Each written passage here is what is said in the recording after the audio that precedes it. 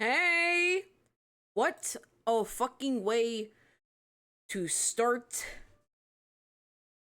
the final episode of ValiDate.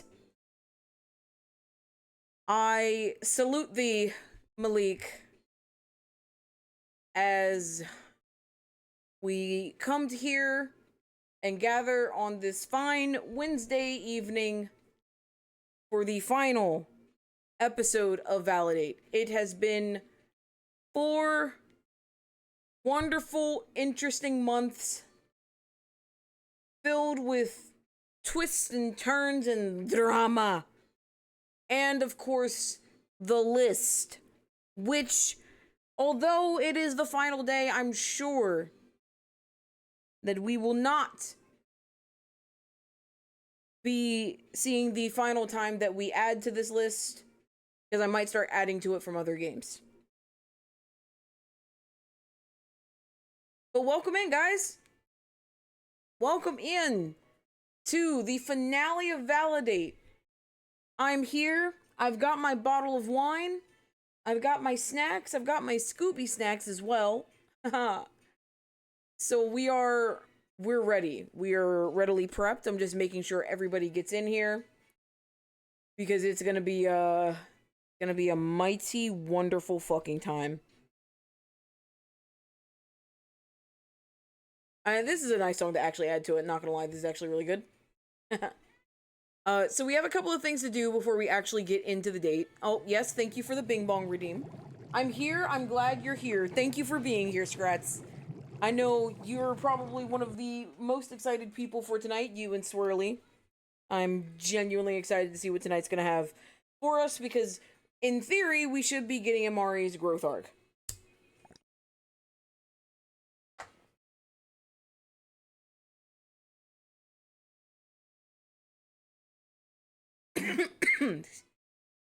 Excuse me. Pardon.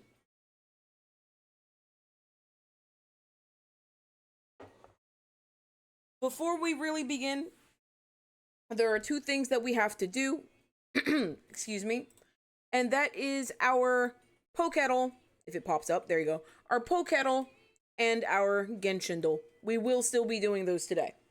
I want to keep track. I'm going to pour myself a glass now, and it is 7 o'clock. My normal rule is after 11 o'clock, the hydrate redeem is back to normal. But since we're starting basically 2 hours early, once we get to about 9:30, 10 o'clock, the hydrate redeem will be back to normal, unless otherwise suggested by moderators. Okay? So, if you subscribe, I'll take a sip. If you hit the hydrate redeem, I'll take a sip. And it's going to stay that way till about, I'm going to say 9:30 at the earliest, 10:30 at the latest, depending on how this goes. You got it?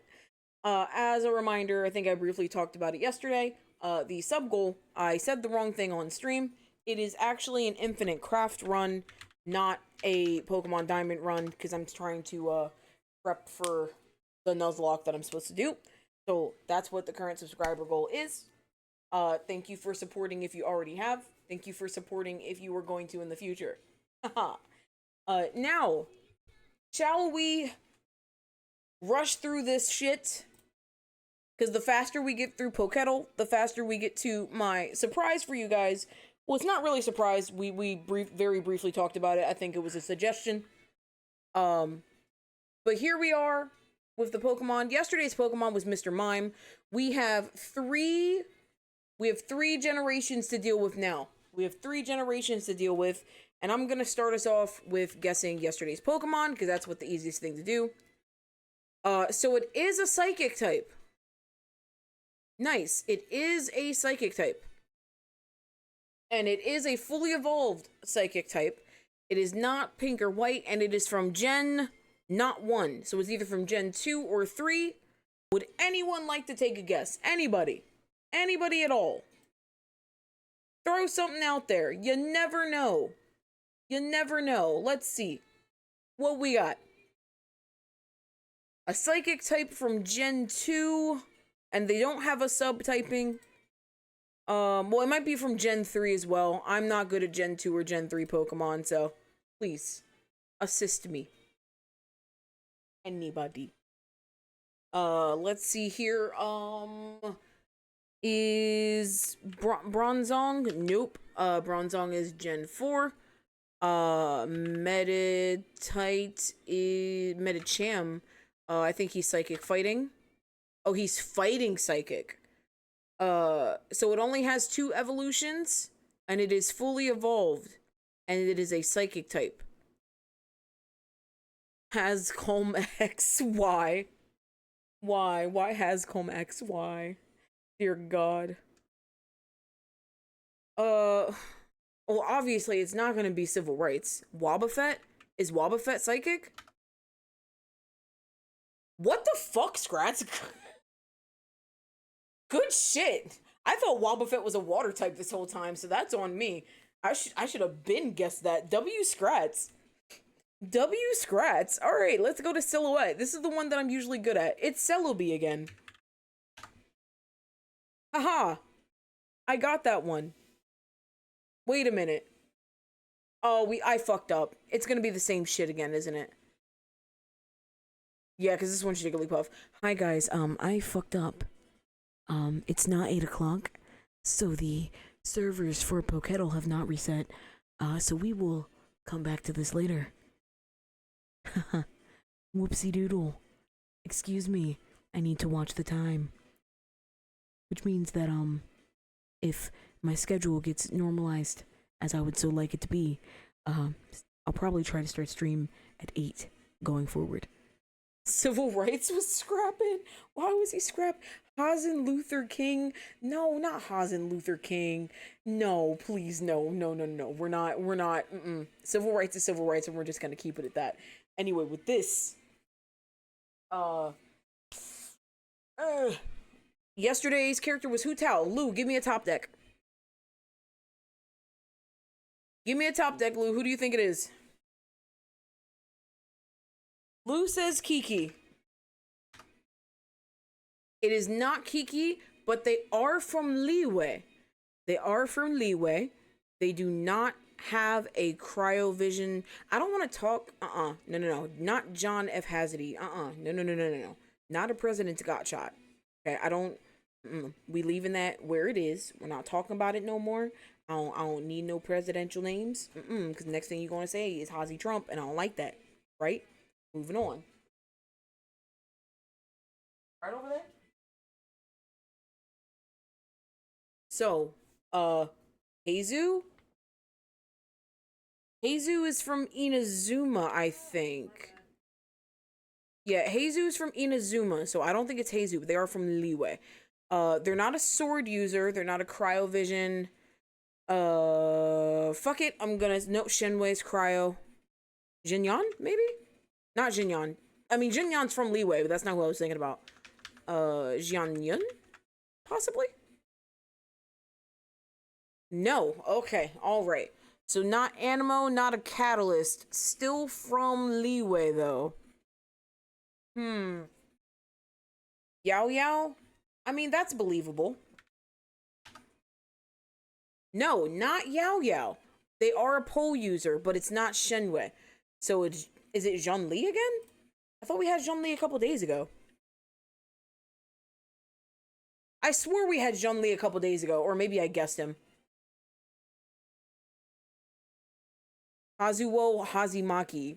I mean, wouldn't it be, well, I mean, based on my old name, it would be Hazuo Buniachi. I don't know, because I was Hazy Bunny. But I like that one. I like that one. That was clean. Daily quote. Okay, cool. This is Chiori. So I guess these also don't reset until 8. Because we did these yesterday. Cool. You know what? That is just a sign from the ValiDate gods to just go on ahead and do this. We're just gonna go straight into this. We have a ValiDate tier list to do, okay? We have a ValiDate tier list to do before we jump into everything. And although some of you may say, oh, well, you haven't finished the game, so it's kind of unfair. We know enough about these characters. We know enough about these characters to know exactly where we want to put every single fucking one of these guys. Hazuto? I like Hazuto. Hazuto's kind of fun. So we know where all these characters are gonna go. We know where all these characters are gonna go. Okay. We know where all these characters are gonna go. I love that. That's Mariella. I love that Keaton's mom is here, by the way. I love that Keaton's mom is an option. It's like they fucking knew. It's like they fucking knew, bro. I mean, she really does have like a whole fucking conversation and is mentioned multiple times. Multiple fucking times. Oh, I can change the names of these, by the way, if you want me to. There's only 5. I didn't add another one. There's only 5 of these. So I can make these wherever I want to. But, you know, the good ones go up here. The bad ones go down here. Who shall we start with? There's 1, 2, 3, 4, 5, 6, 7, 8, 9, 10, 11, 12, 13, 14 characters to rate. All right? It's 14 characters to rate. Do you guys want to go left to right, or do you guys want to save the protagonist we play for left? Right to left? No, we're not starting with Keaton's mom. We're not going to start with Keaton's mom. I already know where you guys want to put Keaton's mom. Okay. Do you want... Okay, if you really want to do right to left... See, I have left to right and right to left. I'll start a poll, okay? I'll start a poll. Don't get it twisted. I'll start a poll right now. I'll start a poll right now. But mommy, no. No, absolutely not. Scratch Zavi, help. Please, I'm dumb and need normalcy. Oh, no, no, no, no, no, no, no. No, no. Where is it at? There's my stream manager. I don't need analytics right now. Ayah. Okay. Let's see here. Where's my poll?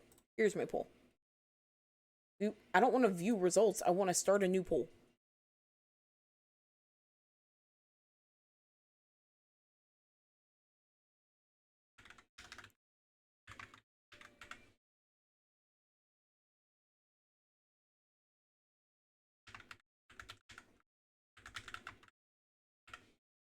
All right, there we go. I'm gonna make it 1 minute. Here we go. I'm starting the poll. Go ahead. Which way do we start? We're not yelling mommy. That's not what we're doing. No, no, no. We're not yelling mommy. We're not yelling mommy, okay? We're not yelling mommy. We're not yelling mommy. That's what we're not doing. Okay? No, no, no. We're not yelling mommy. We're figuring out if we're starting from left to right or right to left. There is someone spamming. Someone is spamming left to right. I forgot to turn additional votes off. Okay. All right. Okay. Someone is abusing their points.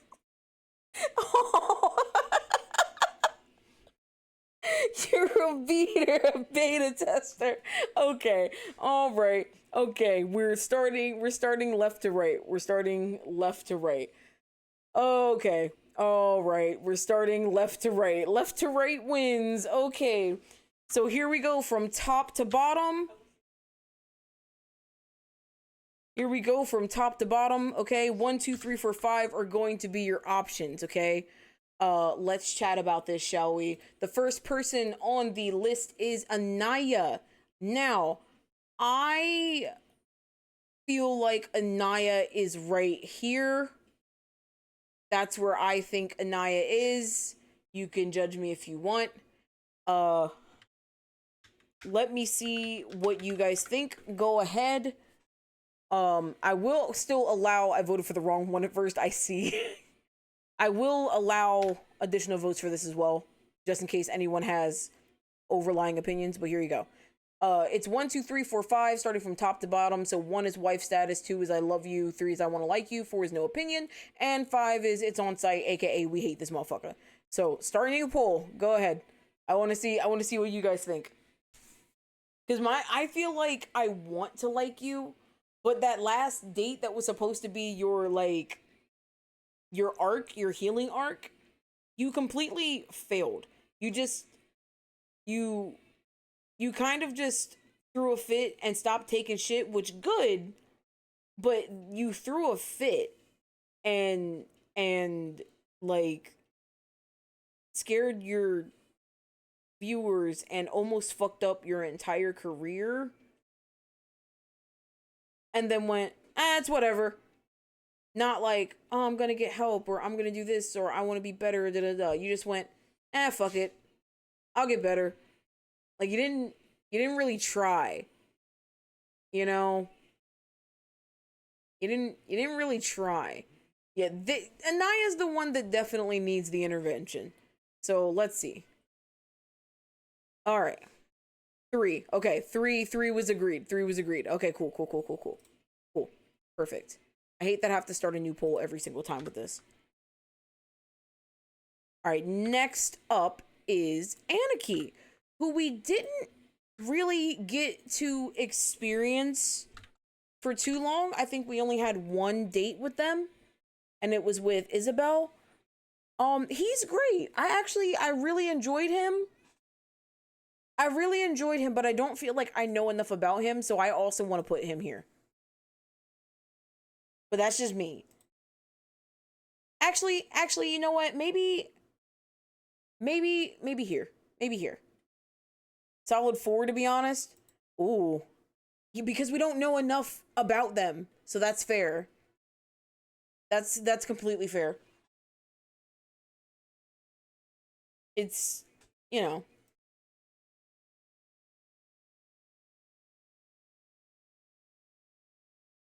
So are we saying more so down here we want like a no opinion? Is that what we're thinking? Because I wanted to spend more time. I wanted to spend more time with you. I wanted to spend so much more time with you. Like you were awesome. I love you, but I don't know enough about you or your problems to be like, I don't know.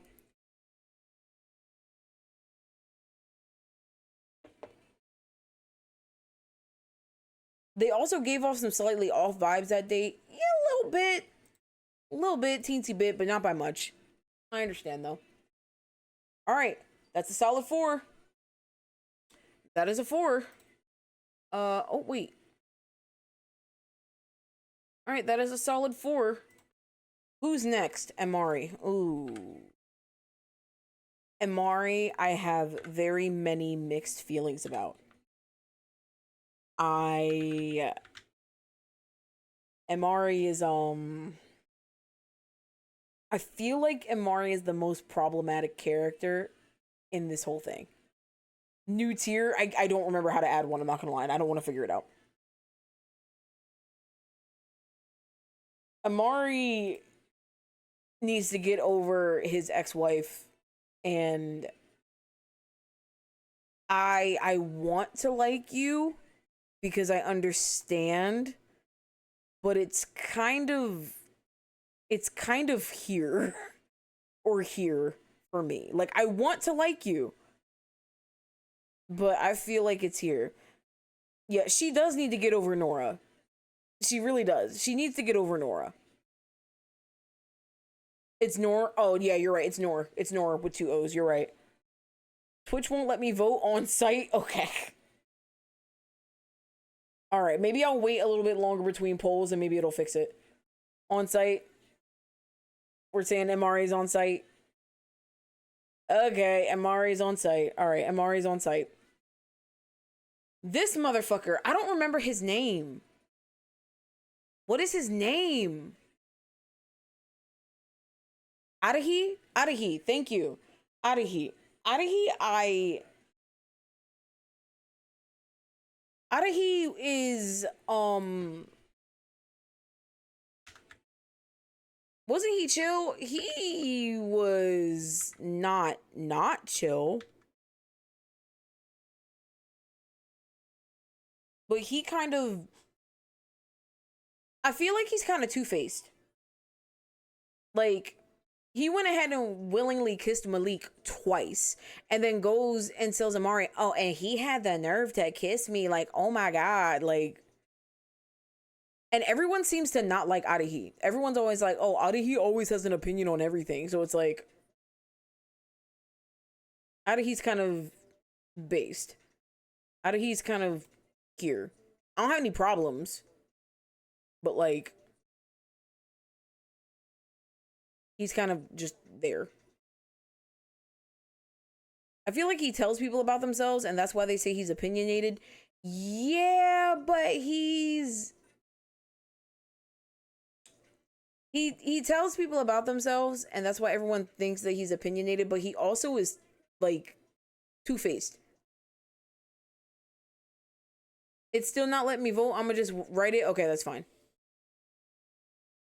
No opinion. Yeah, we're gonna keep him there. We're gonna keep him there. Biggs should be maybe not wife status, but Biggs is definitely here.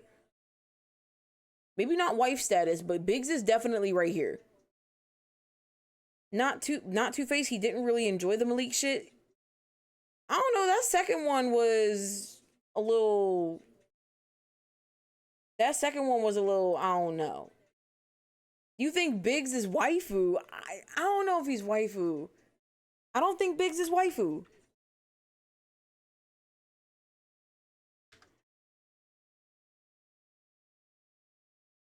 Ma'am, what? The #1 anime waifu, Big Smallson, the push driver. The #1 anime waifu is Speedwagon. That I know. So what, you think he's on Speedwagon terms? You really think he's on Speedwagon terms? All right. I disagree. But y'all want him up here. You want Biggs up here. I think he's here. Let me see your ones and twos. Ones and twos. Since the Twitch poll thing's not working. Let me see your ones and twos. Biggs on love 2. See, somebody else agrees with me. Biggs is a 2. Biggs is the best character. She wasn't there. I mean, okay, yeah, she wasn't there, but like, all right. Unless somebody else speak now or forever hold your peace. 1, if you want him on wife status. 2, if you want him on I love you status. Otherwise, I'm flipping a coin. You have 30 seconds. Reesney! This is what you want me to do? You want me to go ahead and do this tier list with an English accent? I guess that's an answer. Zarvi says 2. Okay, so there's 2 2s and 1 1. Anyone else who was here for the Big Smallson date, what would you like? I don't think he's wife status. I do agree that he's one of the best characters in the game, but I don't think he's wife status. I really don't. What I do? You and Scrats have a tendency to love this English accent thing, and I feel like I'm terrible at it. I don't think anyone else is. I mean, Scrats was. I don't know if Scrats has an opinion on him.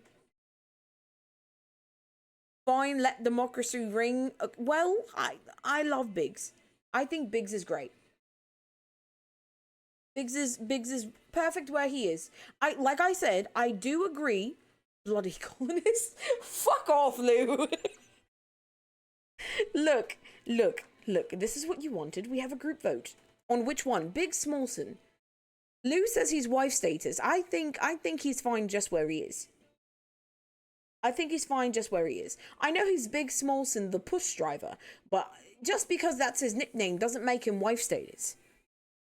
I think status is more Australian. Maybe I should be saying status. Biggs is I don't have much an opinion on them other than they work for puss. Yeah, see, like, I think I love you is right there. I think I love you is where it should be. I think that's about right. The next one is Isabel. Isabel is the next person for the tier list. Isabel, I want to put her here, but I think that's because she reminds me of myself a lot.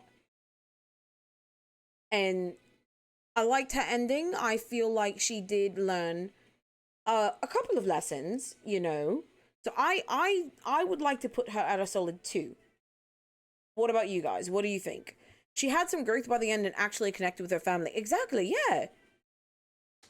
You fucked Ned. That's so mean.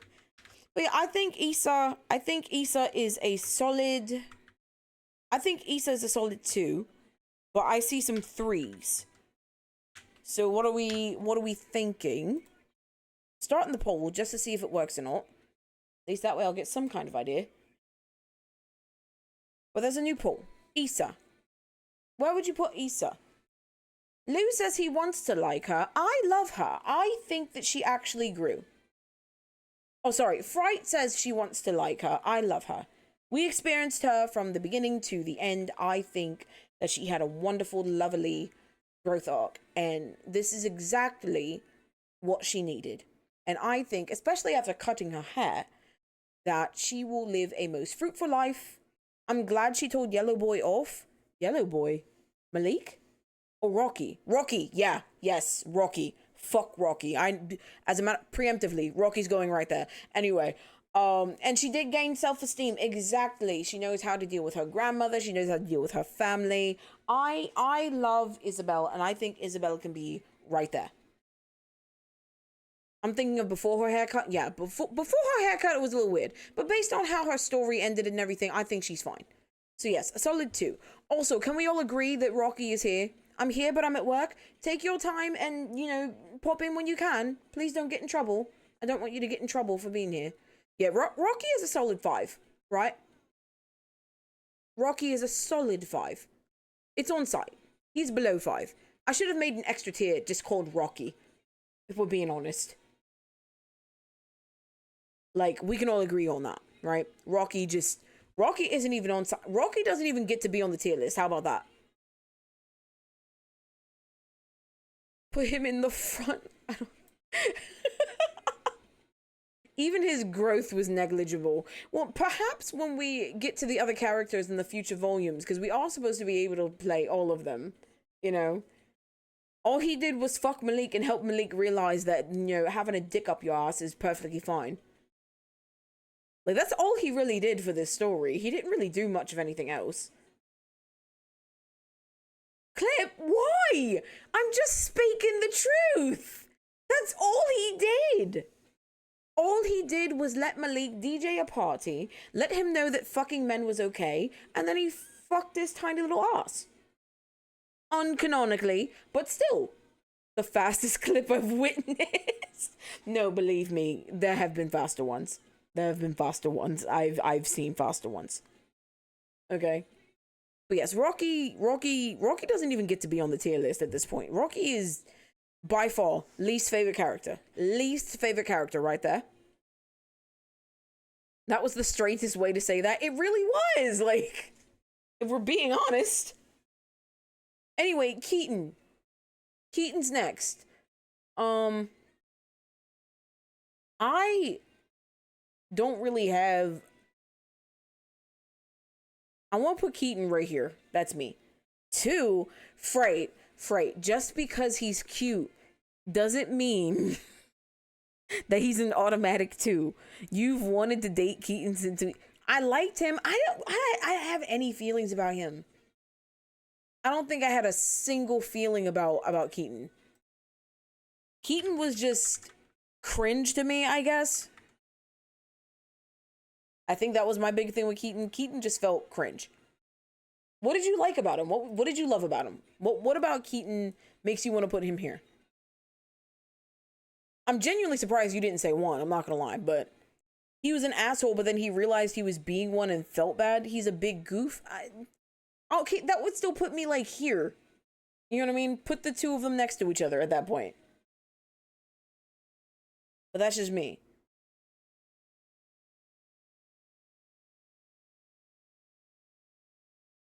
You know, but if you guys really love Keaton, you think Keaton was great.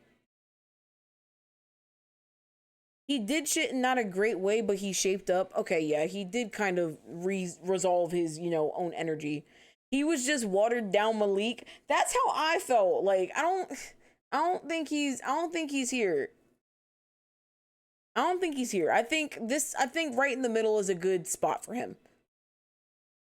No, okay, alright, okay, alright, fine, the poll wins, we love Keaton. And when he felt himself being that way, he acted to correct it. Okay, fine, He did reprimand. I think he's I want to like you at best for real. See, me and Scratch are on the same thing. Oh, I'll do an hold on. You got two options.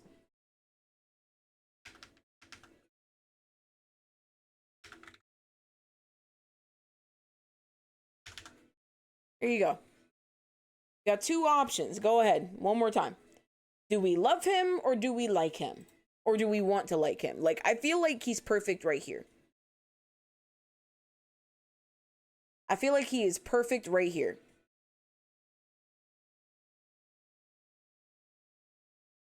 I didn't mean to put one or two. I meant to put two or three, but like still. If you vote for one, you're voting for three. Yeah, Scratch agrees, Fright agrees. Okay, I think okay. Alright, Keaton's gonna be right there. Keaton's gonna be right there. Perfect. Alright, perfect. Next. Oh god. Oh god. Alright, hold on a second. Hold on a second. It's only right. It's only right. It's only right.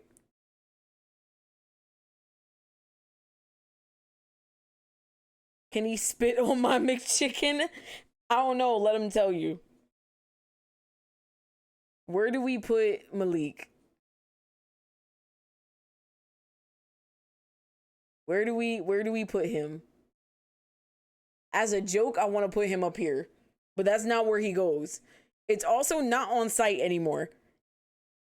In the beginning of the game, I would have put him right here. In the beginning of the game, I would have put his ass right there. On God, I would have. I would have put him right there. But these tracks put him at a solid 2. Are we actually gonna put Malik right here? Because I feel like the appropriate place to put him is right here. But you're right. The tracks, the bound cloud alone just made his character that much better.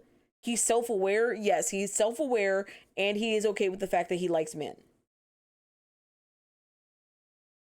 If the music wasn't real on site, but because we can listen to the music, it makes him real. Okay, there we go. This is probably my favorite song on his album. And I hate how much I like it.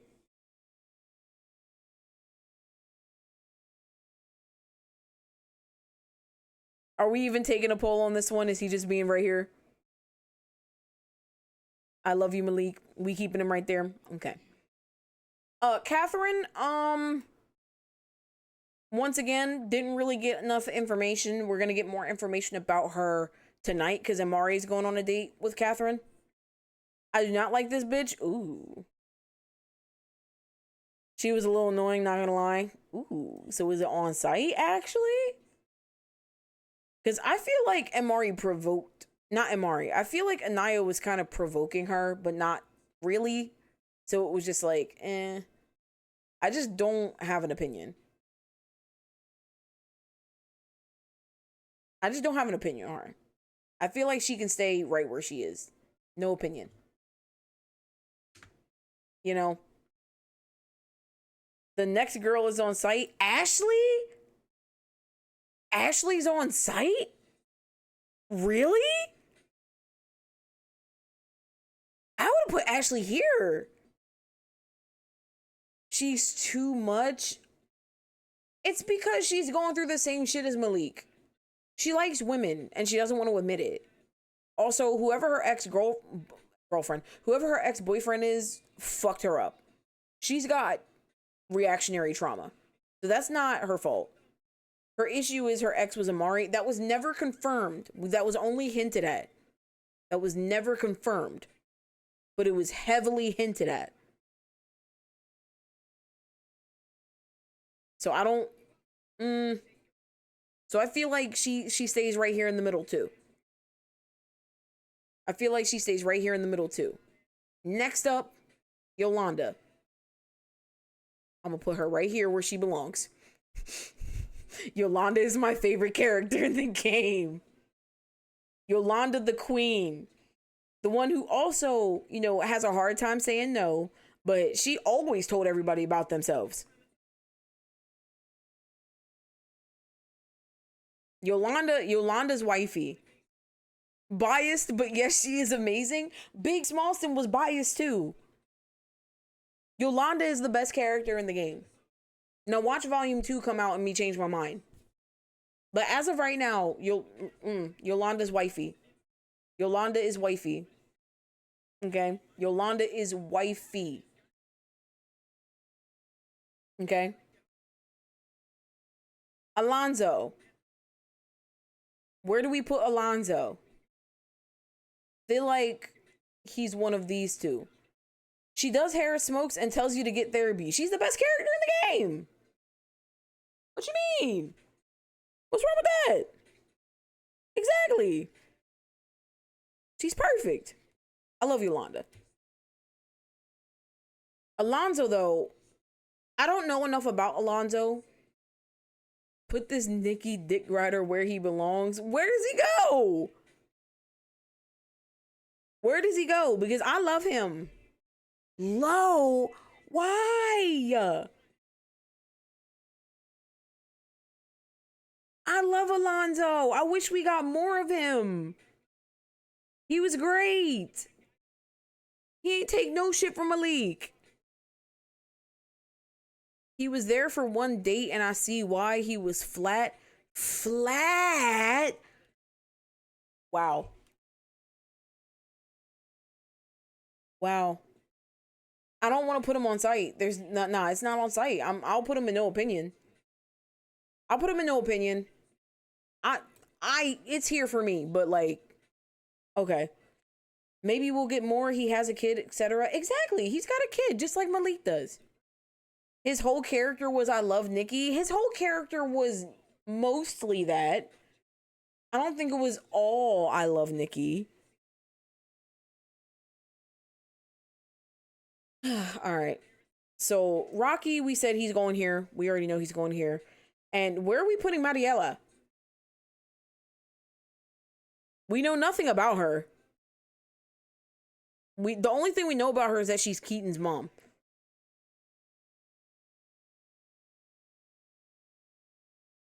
Keaton's mom has got it going on.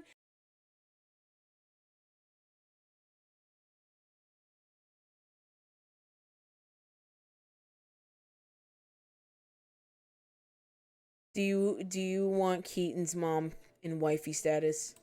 Is that what you're trying to tell me? No, God, no. Okay, cool. The trollop I think she goes here. I think it's I want to like you, but I know nothing about you. I think her character is funny.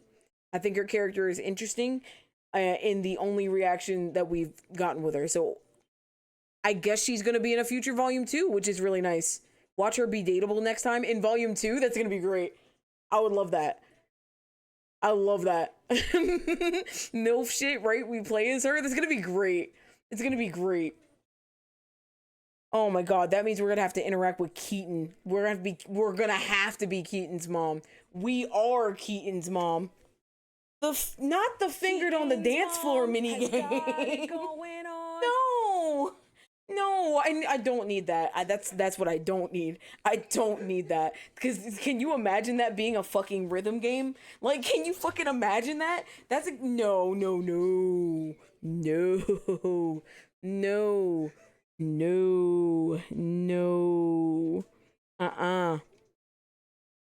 Excuse me. Alright. So this is the final tier list. We will update it accordingly after stream is over. But as of right now, Yolanda is wifey status. We love Biggs, Isabel, and Malik. We want to like Anaya, Keaton, Ashley, and Keaton's mom. We don't really have an opinion on Anarchy, Arahi. Catherine, we were more so here with, but not still. And Alonzo is here for me, but like here for y'all. So... And then we've got MRA and Rocky down here. Rocky can just be down here, to be honest. Rocky can be under the list at this point. Fuck Rocky. I wanted to like Rocky. Rocky looked like he was going to be so fucking cool. He really did. You know? But I guess not.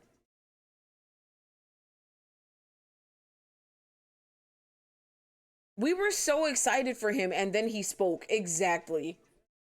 He... Mm, mm, uh-uh. Hell no.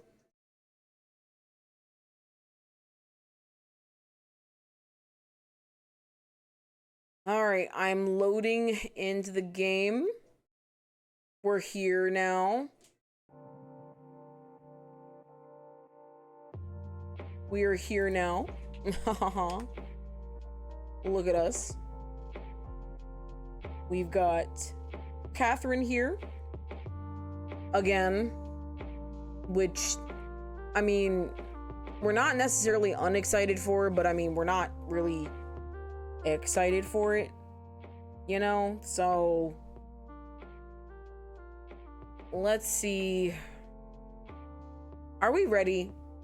Are we actually ready for this? Are we ready to finish this? Y'all want to wait? Y'all want to just keep putting it off so we don't have to finish it? Just find different games to play and shit.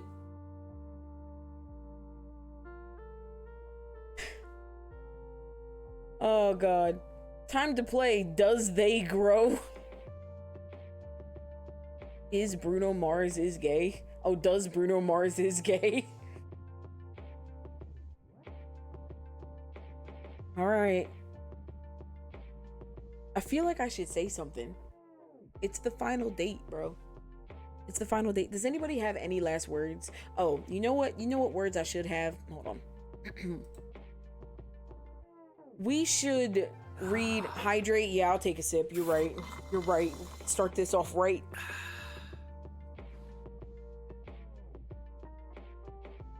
Ah, gummy.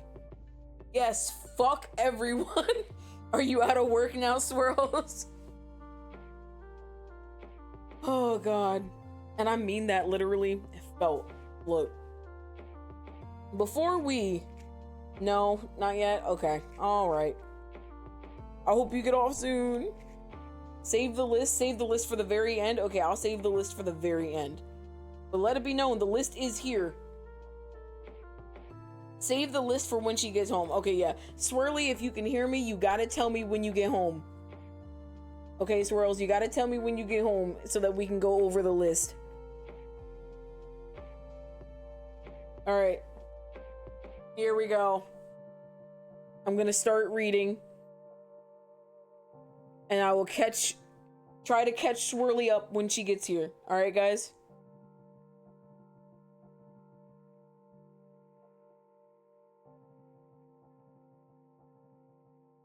Here we go.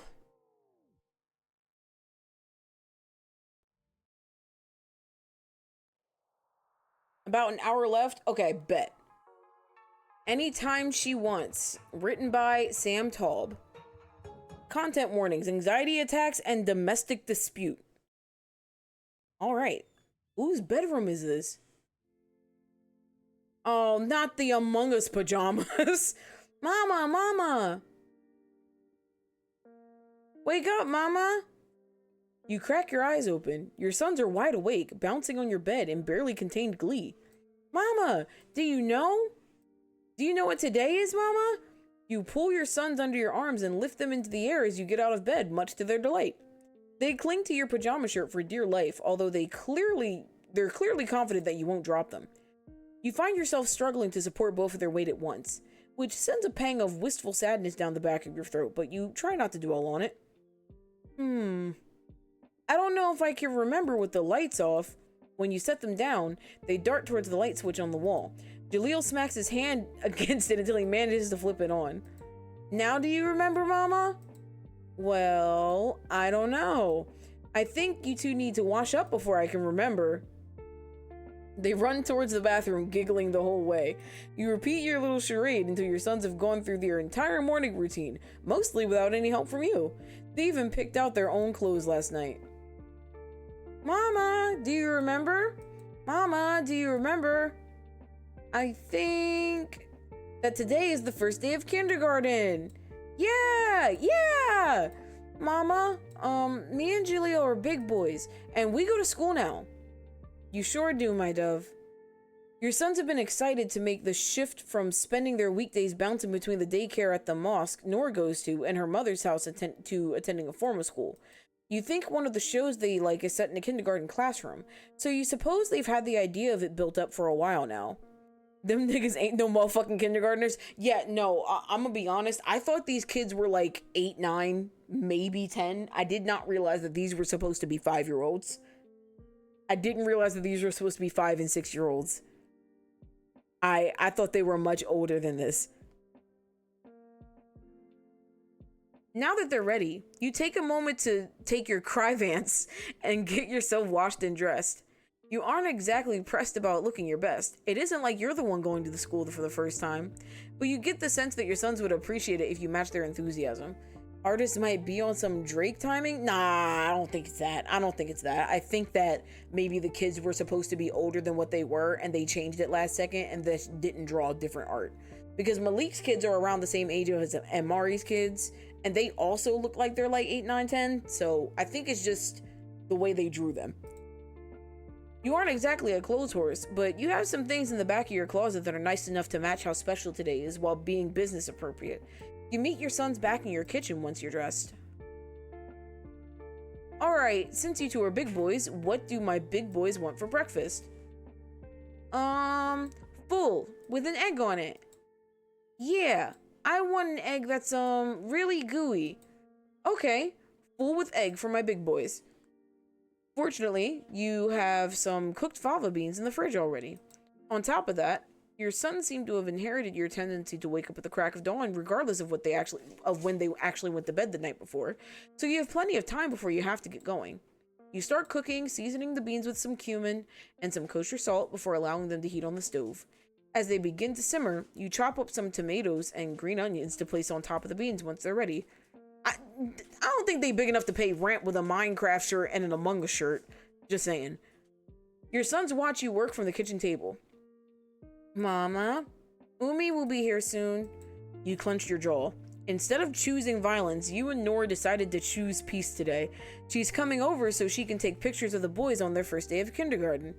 I can't see the shirts. Can you see them now? You'd rather you didn't have to see her at all. They're bound for the NBA with that growth weight. They are really tall boys. I mean, Nora is canonically tall, if I remember correctly. You know you're being childish, though. The boys are Nora's sons, too. Just because you can't stand the mere sight of her doesn't mean the boys aren't ecstatic whenever Nora stops by. They don't know anything about failed relationships and lost love. All they know is that they have 2 mothers that love them very much. Yep, she's going to take pictures of you so we can remember how handsome you both look on your first day of kindergarten. You hear a knock at the door as you're pulling out some pita you were, warming in the oven. Just a minute! Oh god. This bitch. You make sure the stove and the oven are both turned off before you go open the front door. Hello, Mari. Hi, Nor. Things between you two have been... You hesitate to say that they're better, but... Looking at her now, she's just a person, not your nemesis, not your soulmate. Is that really what you're wearing to take our sons to school for the first time? Don't you think it's a little much? Well, I can hear Lou's hands rubbing behind me like a freaking fruit fly. I got this, Scratch. Both of these are pretty good. Fuck off, Nor. Okay. We're just gonna start straight with violence. Go ahead, Lou. Go ahead and say it.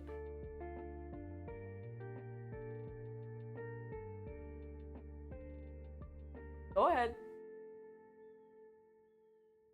Go ahead.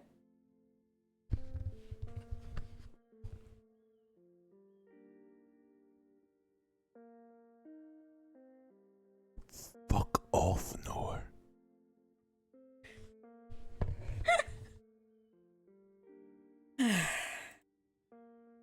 Fuck off, Nor. She opens her mouth to say something, but then thinks better of it. Her gaze trails off in the other direction. You're right. What? I shouldn't have come at you for no reason like that. Sorry. Aww. What? Thanks, I appreciate it. No. Where's the drama? You lead her inside the house without any further... You want to re-choose? Okay, bet. All right, go. I'm going back. No. I want fighting. I want fighting. I want y'all to fight. Not literally? Oh, okay. Well, I'm here now. Do you want me to just click it? You don't want me to click it? Okay, fine. Lou says no. Lou says no. Fine. Fuck off, Nor. Don't break tradition. You're right. I can't break tradition on the last day. We'll go back later. Eggghhhh, thanks. I appreciate it. You lead her inside the house without any further discussion. Jaleel, Jabari, come. Let me see how your mother lets you dress yourselves. You let that jab slide over you. She clearly is in an antagonistic mood and you want to be happy for your boys. Umi! Oh, hello, my loves. Are you excited for school? Yeah, I'm gonna, read books. And I'm going to, make a lot of new friends. That's so exciting for both of you. Nor has to have noticed how confident Jabari has gotten. There's no way you could take credit for that, though. Jabari stepped out of his shell because of Biggs, not because of anything you've ever done. Oh, I didn't mean to say you've ever done. It just said you've done. Whoops. I'm sorry. My bad. Either way, this is just another reason why the boys need you in their life. Jabari wouldn't have met Biggs if it wasn't for you. Knowing Nor, she won't give you flowers no matter what, so it's best not to dwell too much on credit given where it's due. Nor scoops the boys into a tight hug before setting them down and getting them into poses. She takes around 500 pictures, most of which will definitely have her thumb over the lens. By the time she's done, you can barely think over the sound of your son's tummy's rumbling. Jabari gives you a pleading look. You already know what he's gonna ask. Ugh. Nor, would you like to stay for breakfast? I made full. Sure, that would be nice. This is something you want, not just with Nor. You can't have this with Nor. Nor decided a long time ago that she wasn't interested in waking up next to you in the morning, getting the boys ready for school, and then meeting the three of you downstairs in the kitchen to eat breakfast together. Sweetheart, I thought you had an intervention. Why are you still for the kids? Amari, you think it's full? Like full? Okay, full. Okay, got it. You were like foo? Okay. You refuse to yearn for a woman who could not envision a future with you in it. You don't want Nor. Not anymore. You deserve better. Adahi and Biggs would be proud of you. I mean, fair enough. Once you arrive at the elementary school, you have enough time to walk your sons directly to their classroom. Your sons are awestruck, oohing and ahhing at all the colors and shapes that decorate the halls. Jaleel can't help but read the words on the index card scattered throughout the halls, whereas Jabari points out all the different animals he recognizes from the zoo. You've known who their teacher is since the end of last semester, but you allow yourself to feel a collective sense of anticipation between you and your sons as you approach your classroom. Hi, I'm Miss Dot, or Joan. Welcome to kindergarten. Hi, Miss Dot. Hi, Miss Dot. You must be Jaleel and Jabari. Your mommy and I are good friends. Really? Mama doesn't have a lot of friends, Miss Dot. Hey, yo! No, why am I getting roasted by my child? What the fuck did I do? Hello? What? How am my kid just gonna walk in and be like, friends with my mom? My mom don't got friends. Who are you? Oh my god. Now you gotta give him hands about to beat this kid's ass in the middle of the fucking hallway. What the fuck? Jaleel, don't say that. You laugh despite yourself. It's nice to hear Joan call you a good friend after all. You can't lie to me, Miss Dot.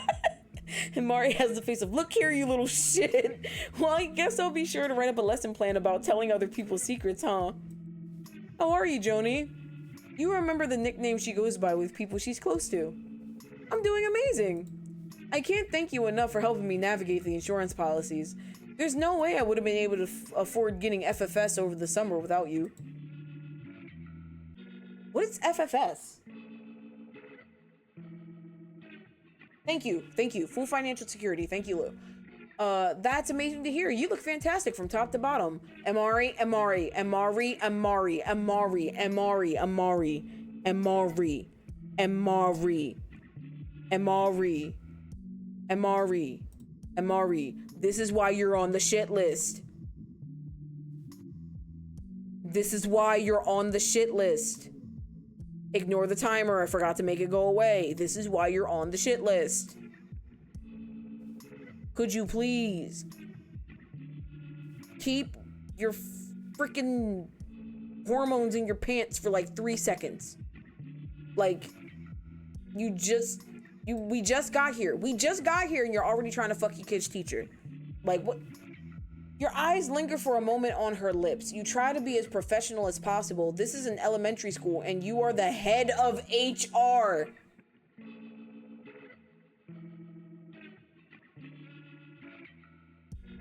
It's all thanks to the way you wrangled the health insurance, babe. I need to start getting the kids ready for the day, but give me a call sometime, yeah? Absolutely. If you ever have time during your Friday lunch, I can swing by and pick you up.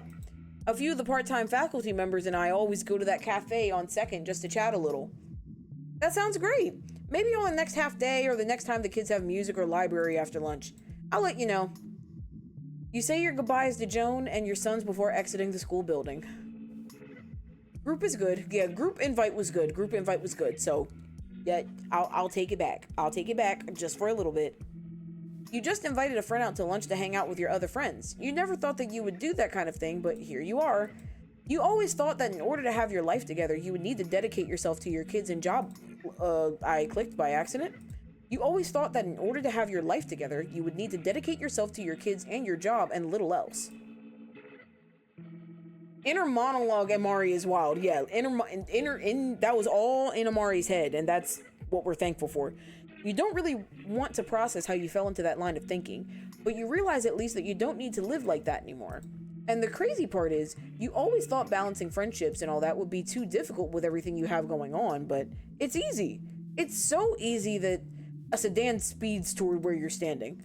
Are you about to get hit by a fucking car?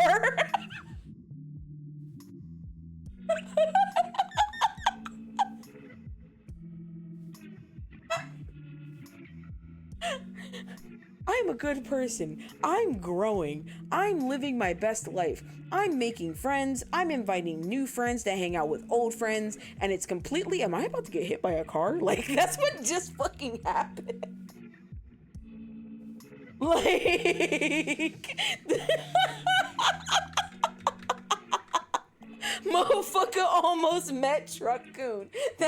No. A sedan? I don't think it's Malik. I think this is when we meet Catherine.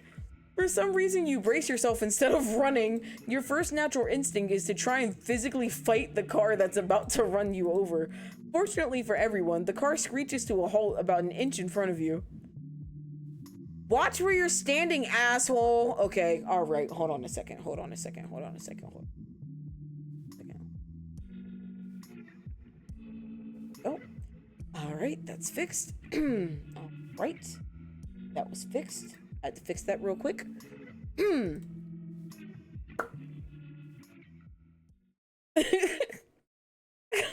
been 3 seconds. Try again, Lou.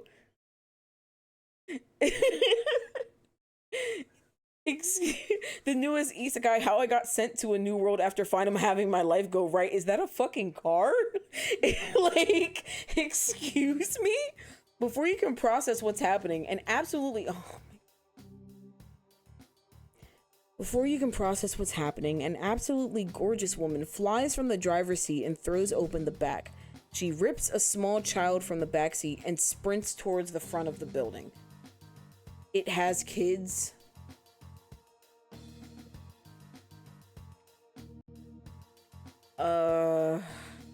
You stand there in disbelief. She didn't even close the doors or take the keys out of the ignition. Moments later, the woman calmly walks out the front door. You stand there, jaw on the ground as she approaches you. Her full expression is hidden behind her large, iridescent sunglasses, but you can clearly see the scowl on her face.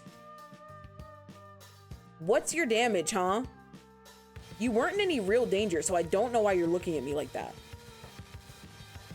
What are you even talking about? You almost killed me? You're being a baby right now. If it was that serious, why are you so calm and relaxed? Are you going to say out loud to this total stranger that you feel like you could Are you going to say out loud to this total stranger that you feel like you could probably handle getting hit by a car? No, you probably shouldn't. This is getting ridiculous. Just be more careful next time. Excellent comeback, Amari. The woman rolls her eyes and gets back in her car. She slams the door behind her and rolls down her window. Here's some advice. If you truly think your life is in danger, do something about it besides just standing there, coward. With that, she speeds off, her tires squealing onto the quiet neighborhood streets. And you thought Ashley needed to work on her people skills. Okay, alright, that's another soft confirm. That afternoon, you find yourself in the same parking spot as before, your phone perched between your ear and your shoulder while you wait for your sons to be released. Oh hey, it's Eugghhhh. And she acted like nothing happened. So you didn't get any of her information? No, I wish I had though. This is like a shitty Tyler Perry movie. This entire game is that, but in the best way possible. She looks like she bullies special needs kids. That's so mean. He probably does, but we don't have to say that. Like, she was honestly really hot. This woman almost committed vehicular manslaughter on you, and you're thinking about how hot she is? You're impossible. With that, he hangs up. Soon after, oh, thank you for La Hydrate Redeem. I will indeed take sip.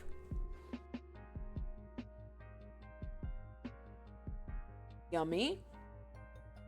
Soon after, you hear the cacophony of noise that signals the children have exited the building. You get out of the car and stand tall so your sons can see you. She said that Mr. Brown dress motherfucker was hot. No.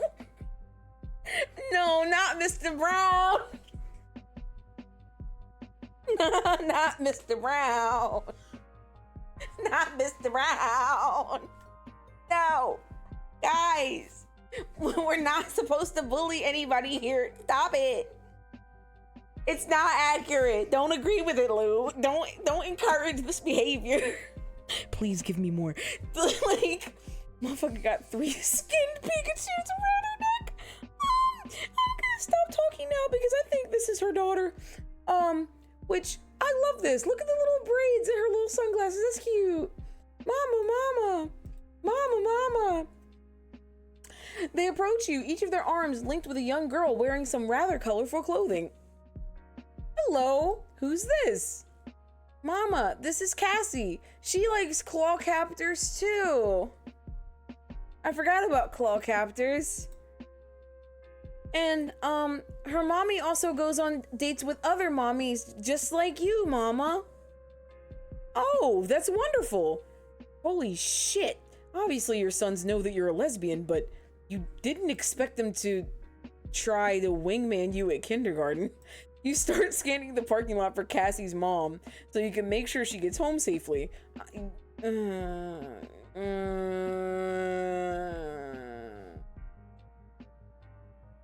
Cassie, darling, are you going to tell me why you're carrying those 2 strange boys around like they're Bucci handbags? Mommy! The hair on the back of your neck stands up. You know it's bad when your kids know you're down bad. You're not wrong. It can't be. You turn around and face the beautiful woman who almost vehicularly manslaughtered you just a few hours ago. The little girl holding your sons releases them and then runs into her mother's arms. You're getting a good look at her for the first time without adrenaline pumping through your veins, and you have to admit, she's hot. Like, really. Amari, Amari, Amari, Amari, Amari, Amari, Amari, Amari, Amari, Amari, Amari, Amari, Amari, Amari. I'm about to take you off the list. About to be right down here where you belong. Amari. You about to be down here with her, honestly. God. She keeps saying hot when she looks like a Pokemon went on RuPaul's Drag Race. Stop. Stop. Cut it out. Cut it out. Okay? Cut it out. Leave her alone. You need to keep it together. Yes, you do. Hi. You must be this young lady's mother. I'm Amari Abdi, and these are my boys, Jaleel and Jabari. You extend a hand for Catherine to shake. Instead of taking it right away, she looks over her shoulder as if she doesn't want to be seen interacting with you. After a moment, she shakes your hand. Her handshake is firm and no nonsense, just like yours.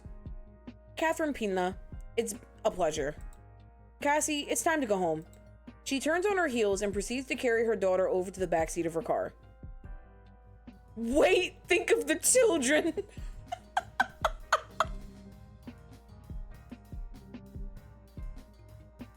Wait, think of the children. When did she get her name? That's a good ass question.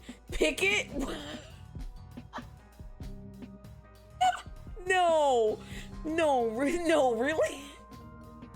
Be down bad? Oh my god. Wait, think of the children. Catherine, wait. You're kidding.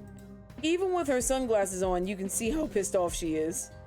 Look, our kids clearly get along well. Why don't we exchange numbers and we can set up a play date for them? I don't care about what happened this morning, okay? I just want to make sure my sons are happy. She appears to soften a little at that.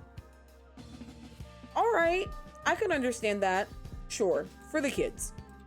She holds out her phone and you take it and enter your number, making sure to hit the call button and letting it ring long enough for her number to be in your call history. I'll text you tonight and we can set something up. I'll be looking forward to it. With that, she gets in her car and drives off. She ain't down bad, she's generationally horrendous. Amari is a piece of work. In the evening, you're settled in with the murder mystery novel that you picked up the last time you were at BVS. Oh shit, that's right, CVS does have good books. Fuck, CVS is good books. I have to go to CVS and buy a book. CVS is the closest thing to Barnes & Noble you can have in the ghetto, I'm not gonna cap. Why did I say that? Why is it true? Am I wrong? Are you gonna look at me and tell me that I'm wrong? What? I would always do that. If I needed a good book to read, I would go to my local CVS or Rite Aid or Walgreens or local, I almost said dispensary, just local pharmacy / store. You're revealing too much. Oh, you're right. Sorry, my bad. Redacted. Redact everything that I just said. The last 5 minutes of stream didn't actually exist. Okay, cool. But Zavi knows I'm not lying. They got the best books.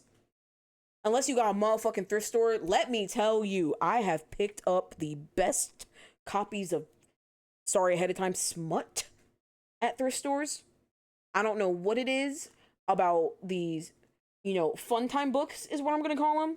But, I mean, it's going to sound bad. People probably read them, nut, and then leave them somewhere. I'm not going to cap. I don't agree with it. I think you should keep the books that you nut to. But that's just me, okay?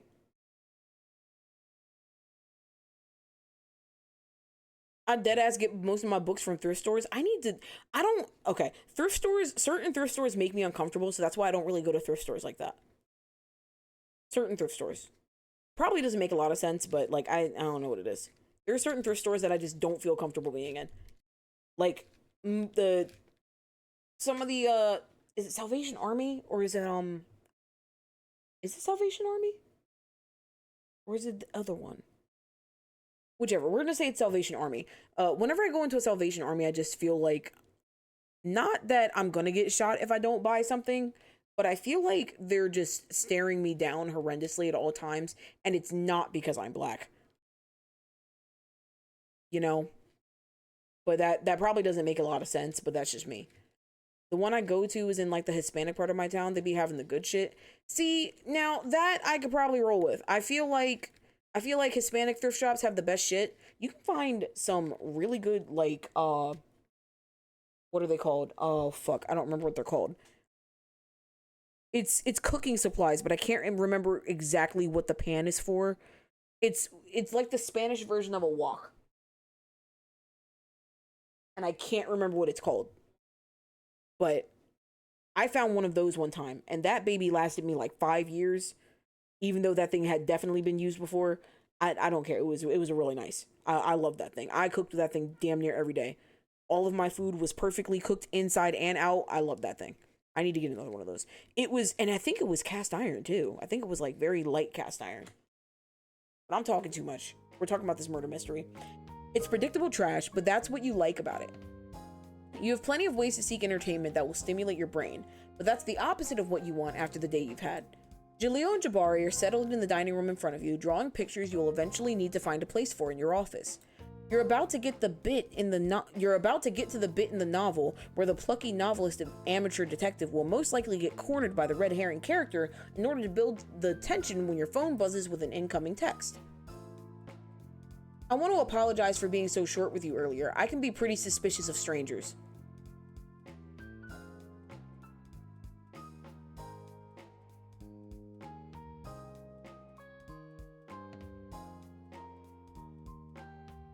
We'll take it. We'll take that. We'll take tentative. Yeah, tentative. We'll take it. You aren't sure if suspicious is the word you would use to describe the way she treated you, but fine. You aren't in the mood to argue about semantics.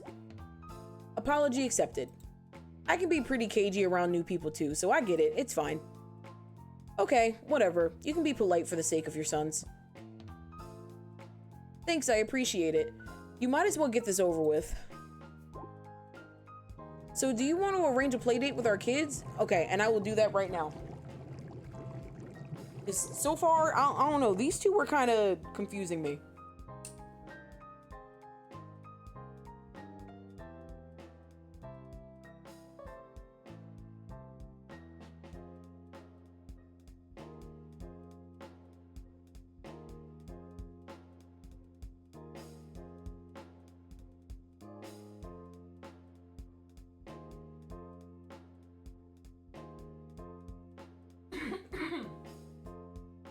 Right over there? He looks a loose wacky inflatable arm tubing man right now. Are you alright? Oh, he popped his back. He's okay.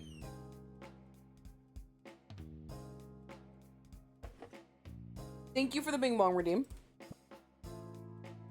Wait, what? So, do you want to arrange a play date with our kids? No. Okay, what the fuck? Without thinking, you walk to your porch and call Catherine. What is your problem? What's your problem? I almost hit you with a car and now you want my kid to come over to your house? Are you insane?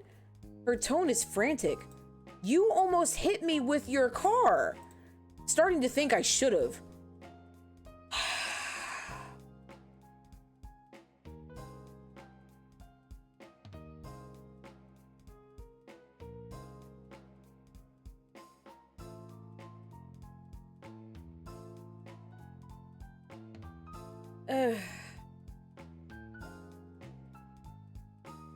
Whatever, I don't want to, so the answer is no.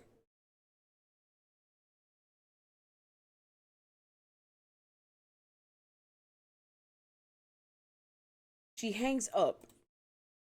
You stand on your porch and wonder what the hell you did to deserve this bullshit. About 2 weeks into the school year, you and all the other kindergarten parents are invited to a meeting where a teacher gives presentations on the course materials for the upcoming semester. At your son's age, though, it's more of an opportunity to get to know the person who's going to be spending most of the week supervising them. You're sitting in your son's classroom with Noor, waiting for the event to start. She insists you go to events like this together, even though you already know everything that's going to happen during them since you wrote the guidelines on doing them in the first place. She says it helps the boys feel more normal, which you tend to counter by reminding her that they have 2 divorced lesbian moms, one of whom is trans, both of whom are Muslim.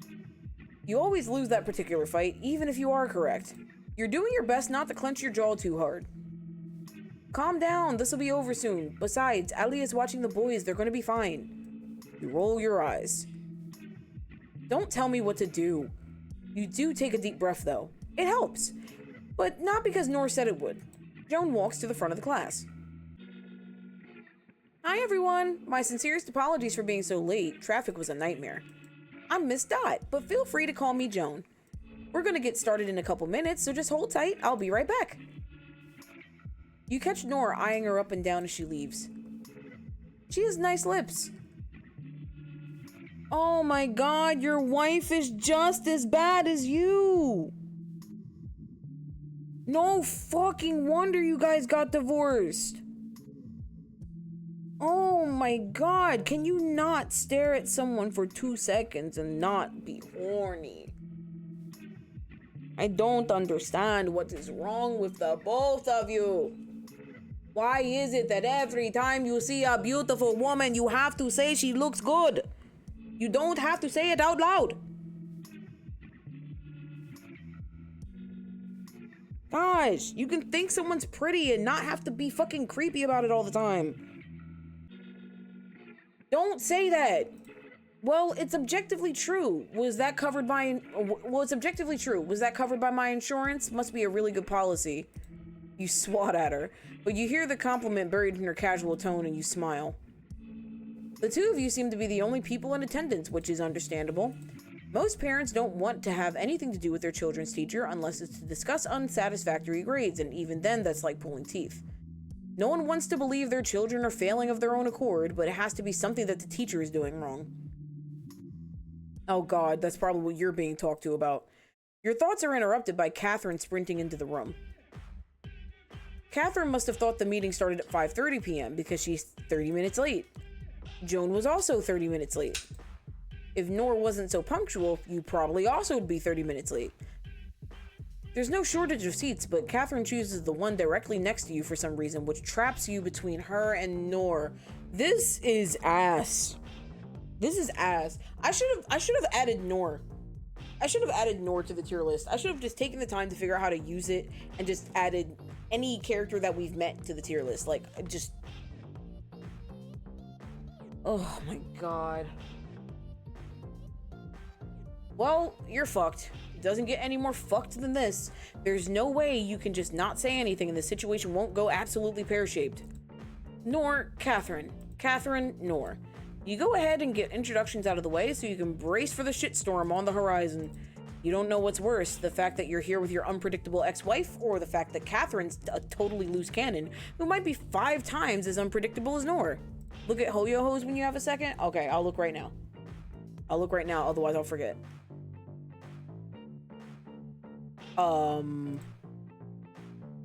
Whoa. What's happening over there?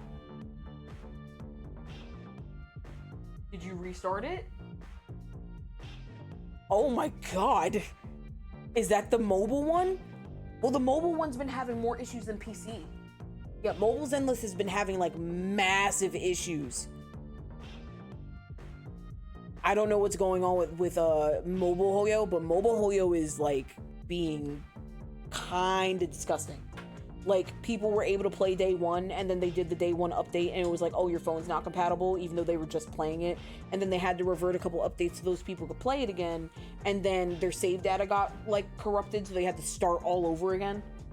Yeah, there's been a lot of issues with Mobile's Endless. So I've only really logged into Mobile's Endless to like just get my daily login and do dailies.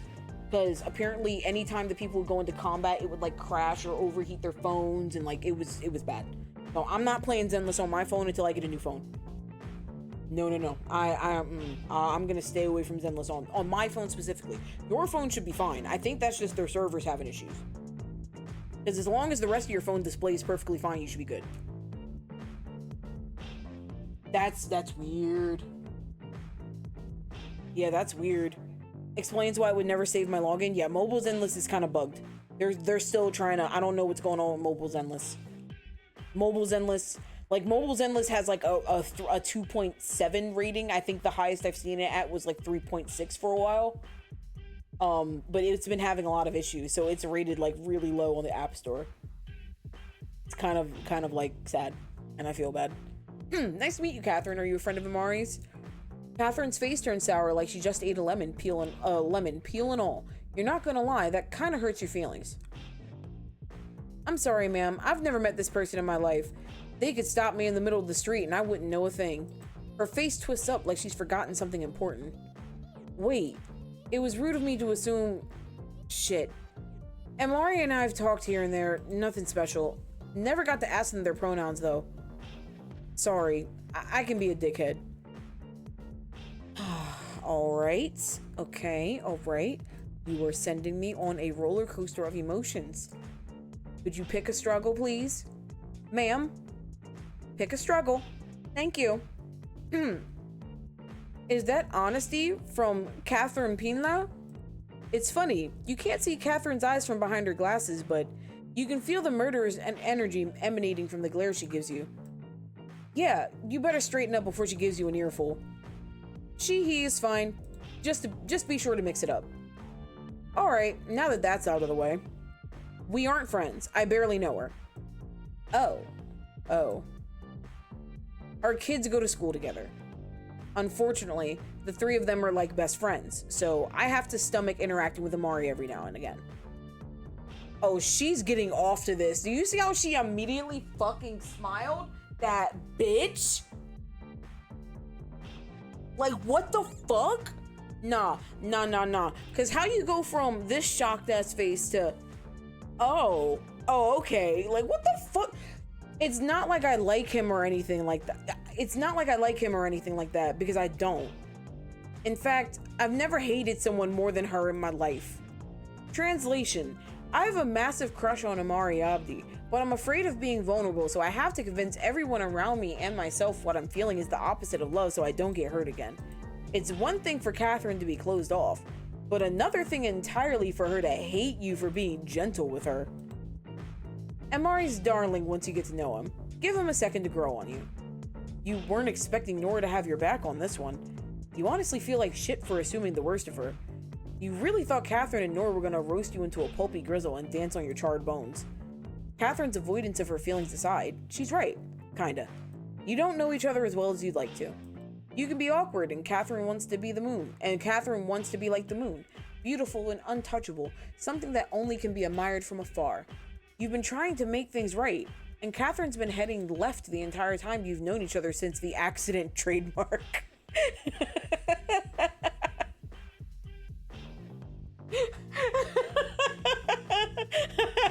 That made me feel like I'm in high school again.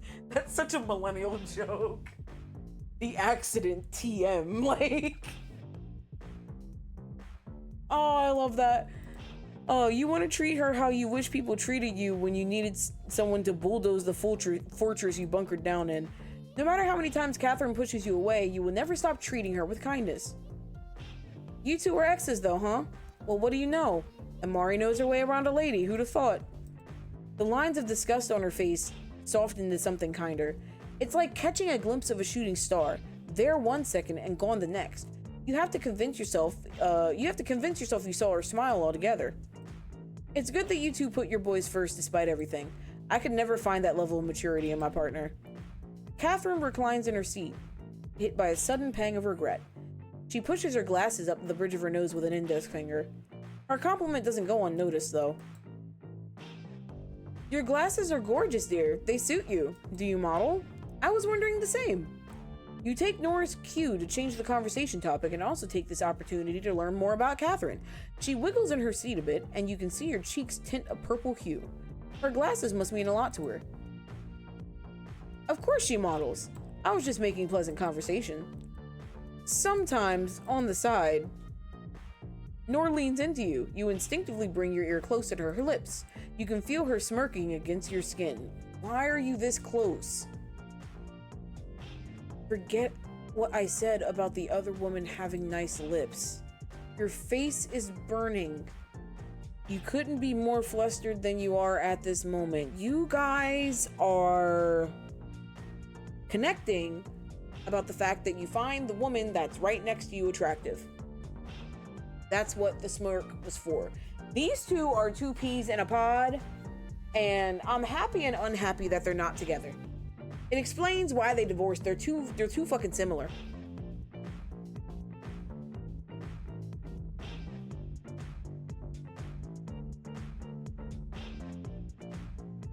Wait, you mean to tell me that Noor is no better than Amari? Than any man? Noor is no better than any man.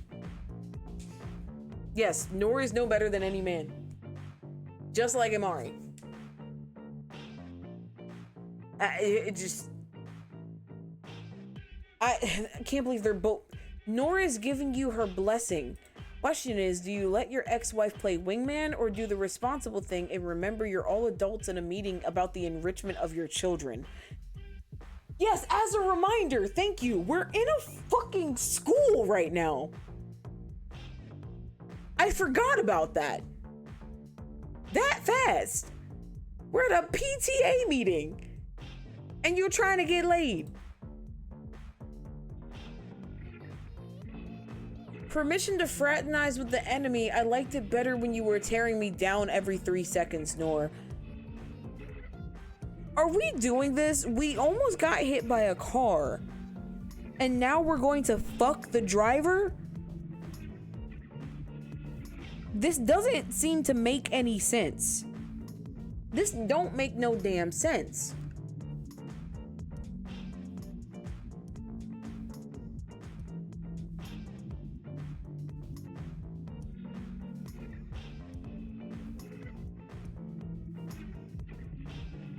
I feel like the drama is hitting us in a different way and IDK what to do. I took too much power.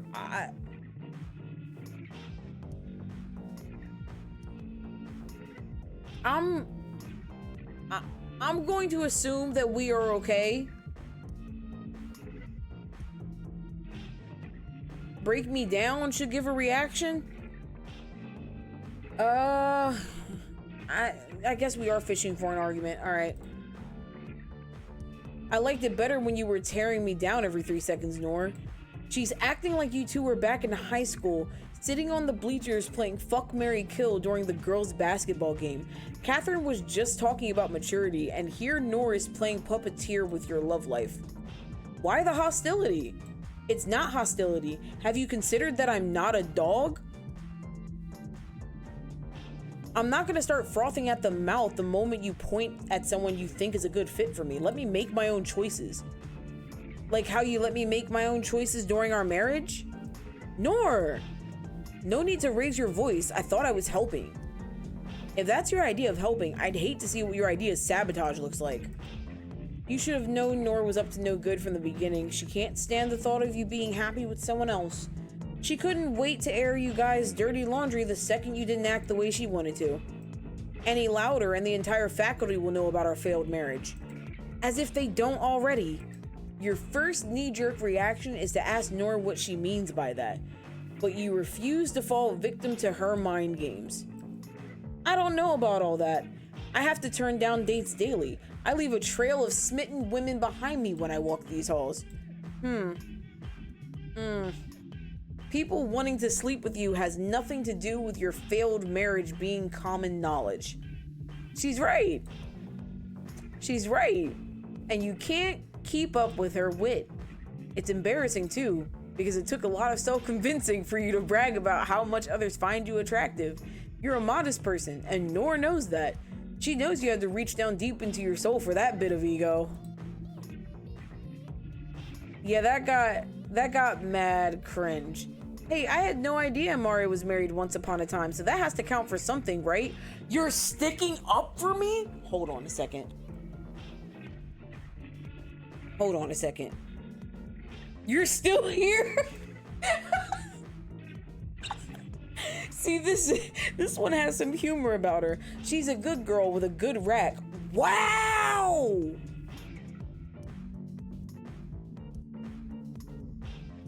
She's a good girl with a good rack who is choosing to laugh at your failures with you, not at you. Bars.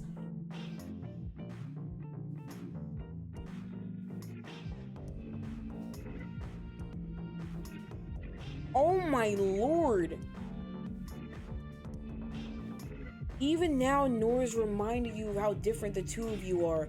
She can proudly compliment Catherine's, bosom, while you could never be so bold. Nah, I'm definitely laughing at Amari. Alright. Okay, alright. I give up. She's staying here until further notice. Nora's the problem times 10, but Catherine ain't helping.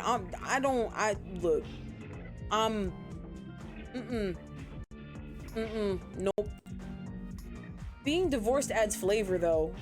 You run your fingers through your hair. You're not sure how you're supposed to react. You genuinely want to be her friend. You genuinely think her beauty is to die for. Amari, you're getting bullied. Are you actually the epitome of don't bully me, I'll nut? Like, what the fuck is happening here? I'm so fucking confused. Like, is it just me? Am I the only one that understands? You don't understand her need to turn everything into a fight. Honestly, Amari, you have every reason to hate me. No way I buy that you don't. I nearly killed you. I've been sabotaging our kids' friendship, and I've been curving you at every opportunity. Alright, so Nora didn't need to know any of that. Still, you can't believe Catherine's mad at you because you're not mad at her. Do something. Be angry. Scream at me. Anything but pretend I don't want to finish what I started in that parking lot, because I do. I would have taken first-degree murder over this. You take your eyes off Catherine for a moment and realize Nora's no longer in the classroom. She must have snuck off when Catherine was in the middle of her rant. You would have left too if you weren't third-wheeling in an argument you have nothing to do with. Catherine's still laying into you as you pull your phone out to view your most recent text. Someone's been blowing you up. Is everything alright? Sounds like someone's yelling in the classroom. Anyway, I forgot to photocopy the itinerary to pass out to everyone. I hope things calm down by the time I get back. Actually, I might also brew a coffee while I wait for this old machine to do its magic. Speaking of, when are we gonna get that new photocopy machine? Time I stood you up for coffee. Oh, she's still talking. She's still going the fuck off, MRE. Oh my god. Catherine was going the fuck off, and Amari picked up her phone and went, oh, that's interesting. Oh yeah, you're still yelling at me. Like, time I stood you up for coffee at that cafe down the street, that was on purpose, but you didn't notice because, you're totally listening to Catherine. She's totally not being tuned out right now. Ali came with the kids and picked me up. We're going to get them ice cream and then swing by your house. I figured you and the model could use some alone time. Don't take all day though, you get 30 minutes tops. Have fun, kids. This is gross. Is this a sign? Did Nora and Joan both leave you here with Catherine on purpose? Please don't fuck in the kindergarten classroom. I feel like that's a lawsuit and a fine and jail time waiting to happen. Please take this somewhere else. Please don't make out in the kindergarten classroom. I'm begging you. I'm begging you, please. Please do. No, Swirly, no. Not if school isn't in session and kids aren't around. Lou, for legal purposes, that was a joke. For legal purposes, that was a fucking joke. What the fuck? No, absolutely not. I don't want no fucking in classrooms, okay? Cut your shit. You just got wingmaned by a kindergarten teacher and your ex-wife. You remind yourself that this meeting started 30 minutes late. If any other parents were gonna be here, they would have shown up already. Wow, they actually set you guys up. They actually set you guys up. They actually, this date doesn't make sense. This, hold on. Hold on. I gotta clean my glasses. I need a Q-tip. I can't read. I can't hear the words that I'm supposed to read. What's happening? I'm so confused right now. Do we hate them? Do we hate each other? What's going on? What am I supposed to do here? I'm so confused. Lou.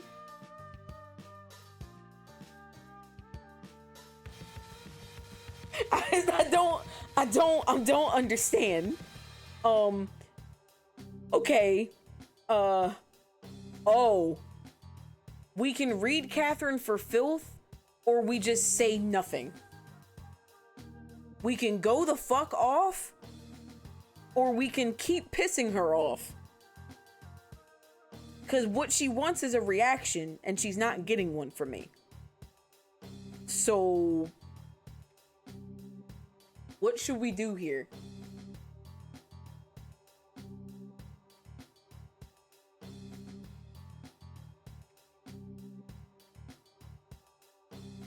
Don't feed the brat, make them beg. So don't say anything? Because she wants a reaction. So, okay, don't give her what she wants. All right, bet. So that's it? You're just going to let me walk all over you? I told you, I'm not going to be mean to you for meanness sake. I'm not going to argue with you over nothing. There's no way you're in an argument about not wanting to be in an argument right now. You'd be lying if you said Catherine isn't hot when she's angry, though. What? Stop saying this shit, bro. That's pretty unattractive. May I ask what brought you that conclusion?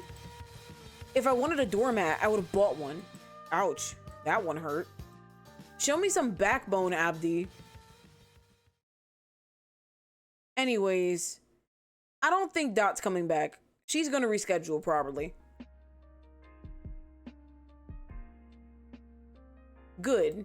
I'll make sure I'm not there. That's fine.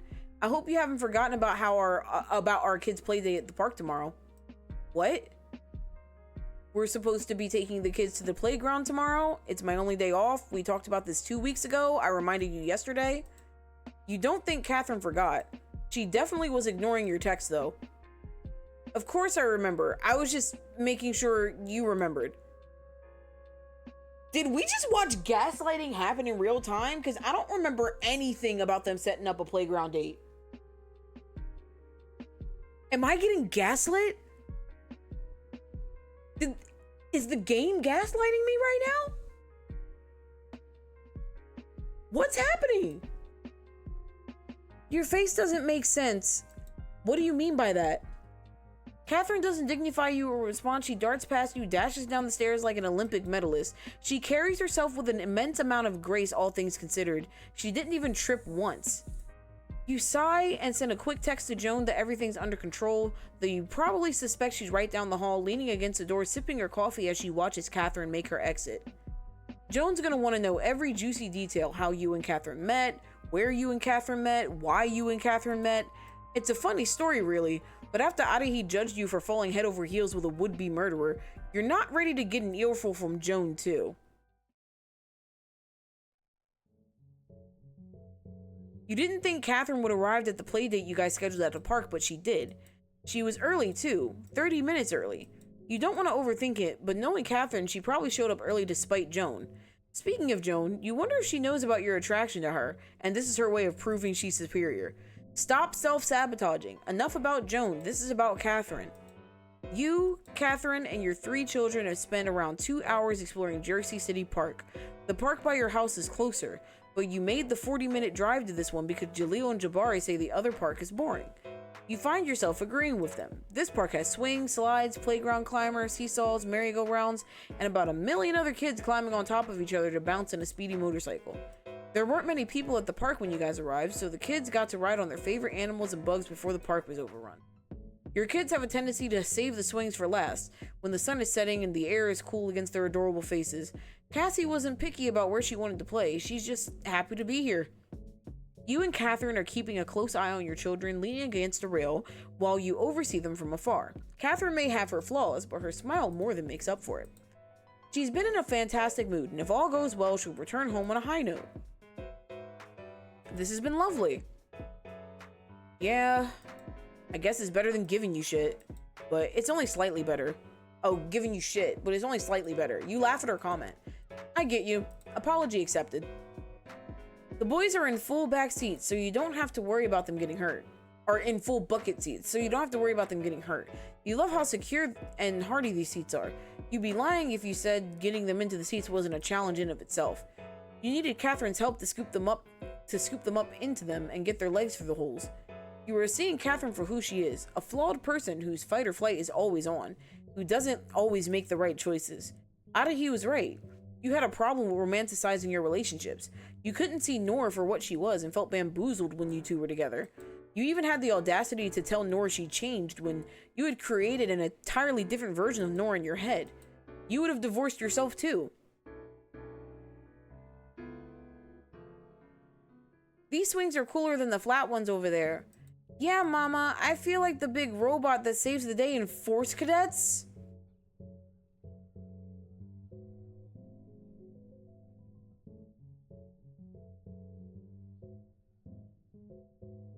Is it Space Cadets? Is that how?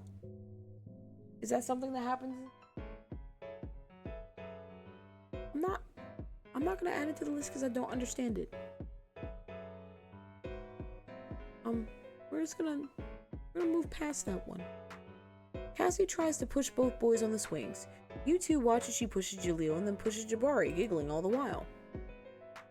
You're gonna tire yourself out, sweetheart.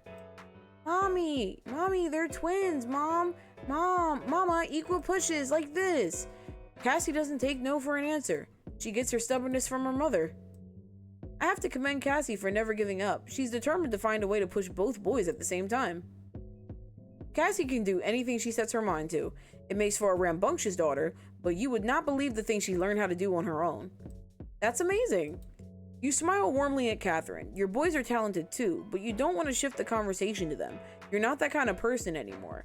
Catherine returns your smile.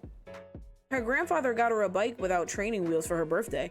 I thought it would be a problem even with all the protective gear she had on, but she took off like a bat out of hell like it was second nature. Cassie knows how to read a map, use a compass, and can cook an egg under supervision. Your little girl is truly exceptional. She's going to be out like a light when you two get home, though. Catherine holds the metal bar in her hands, leaning towards the kids' direction. You hear that, Cass? Hottie thinks your bedtime will start as soon as you get in the house. Cassie rips her gaze away from the boys and sticks her tongue out at her mother. Nuh-uh, I sleep when I want. Hey, keep your tongue in your mouth. Yeah, Mama, we sleep when we want. Yeah, Mama, we sleep when we want. Now, why are you in it? How did I get here? Before you can respond, Cassie skips towards the two of you with a big smile, too big for her face. You feel a pang of panic immediately and bury it with happy thoughts. The kids aren't even a leap away, but you feel as if they're on the other side of the world.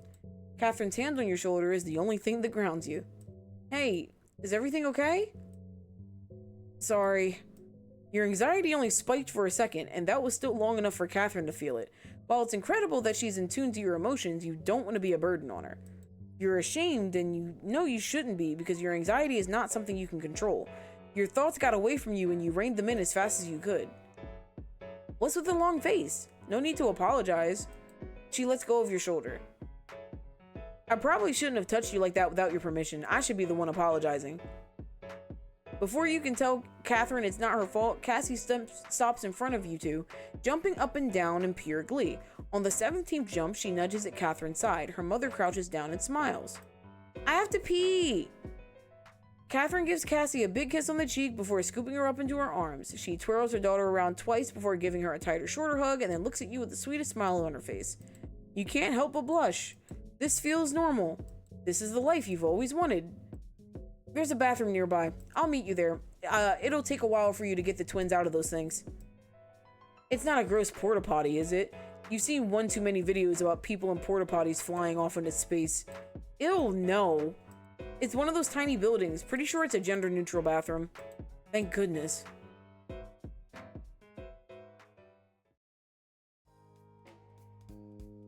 It's easier to get the boys out of the swings than it is to put them in, that's for sure. Catherine and Cassie just made it to the bathroom as the three of you meet up with them. Catherine's talking to someone, and it's none other than Joan. The boys let go of your hands to jump around their teacher. Hi, Miss Dot. Hi, Miss Dot. Cassie is just as excited as they are, even though she doesn't know Joan. If it isn't my favorite boys, and your name is? I'm Cassie. You're pretty. Joan pauses, giving you and Catherine a once-over. I'm a bit disappointed I wasn't invited to your date. Honestly, Joan better stop talking to you like that. You will risk it all. Are you on a date with Catherine or are you not? What the fuck? What the fuck? What the fuck? The fuck? The fuck? The fuck is in her head? The fuck? I'm very fucking confused. Like, I don't know when this turned into a date. I don't know when this turned into a not date. I don't know what's going on. You mentally smack yourself. Good. You will not flirt with another woman. Good. You will not pretend you don't see a future with Catherine. Good.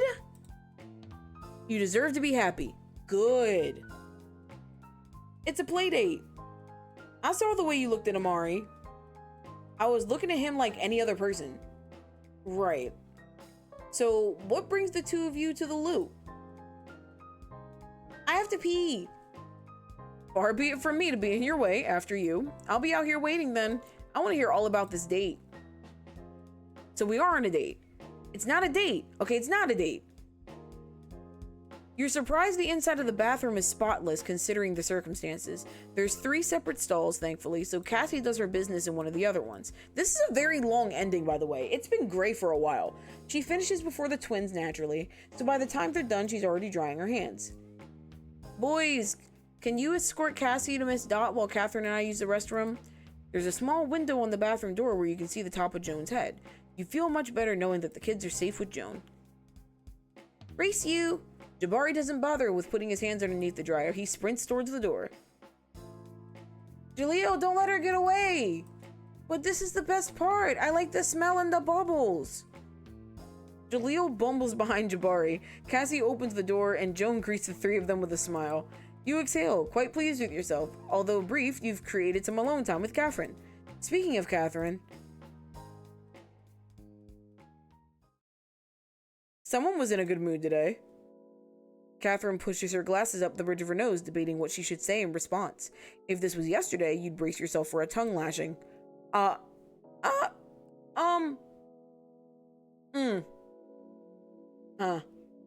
you...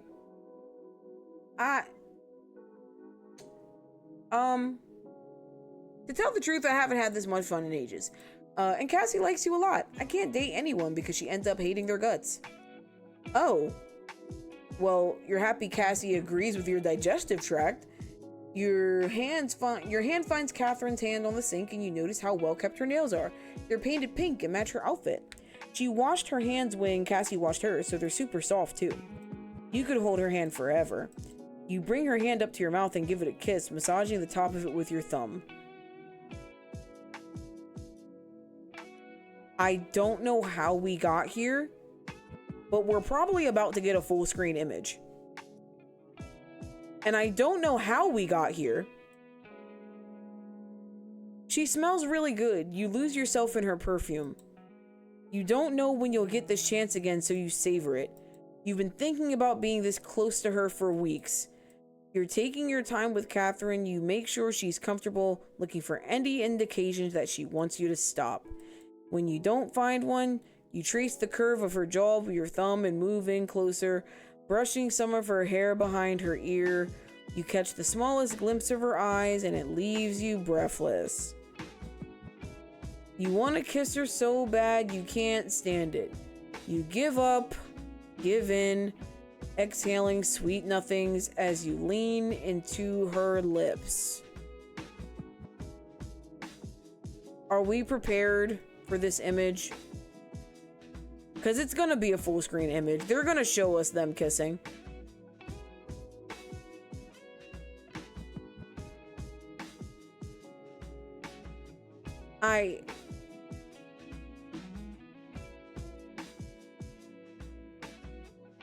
Why? Why? Why? No, Hostel, he was not talking about Swirly's kid. I can promise you that. And welcome in. Why are we're making out in the park bathroom during our children's play date. Yeah, that's what we're doing. That's what we're doing here. We somehow made it to this ending where I guess this is the happy ending, and if it is, I don't want to say vastly disappointed. I'm just confused on how we got here. Down bad is a word for it. You're kissing her, and you can't stop kissing her. You don't want this moment to end, so you become overindulgent, peppering kisses all over her neck and collarbone. This is worship. I don't need to know your kinks this far into the story. Better than a Burger King bathroom? Is it though? Like, I think it's about on the same level. You're usually a smooth talker when things start heating up, but your words have been replaced by sheer unbearable longing. You'd probably fuck up the mood stumbling over your words. Catherine's not big on talking about her feelings or expressing herself verbally anyway. Physical intimacy is definitely her love language. She lets you melt into her, backing up against the wall so that you have more leverage to do what you want. We are in a park bathroom. We are in public.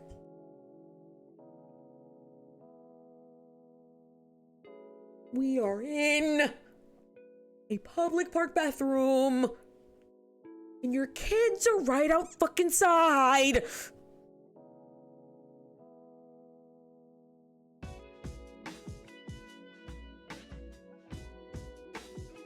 If your kids weren't waiting outside, like I just said, you would be in here kissing Catherine for hours. Sure, you'd sell your left lung for an opportunity to sleep with her, but you're not horny enough to forget you two are still in a bathroom no matter how clean it is. Okay, thank God, because if this went any further, I was ending this playthrough right here. I know there's a junkie in one of them stalls, passed the fuck out, probably stank, and your kids are nearby. Like, Zavi's got a point.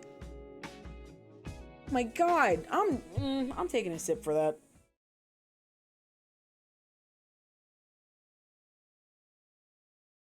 Yes, please. Yes, please. Please. Yes, let's clean this up. Let's clean this up. Right there. Never mind, I thought the kid was in the bathroom. No, the kids are right outside. They're right outside the bathroom. Can I have some? Oh, my bad.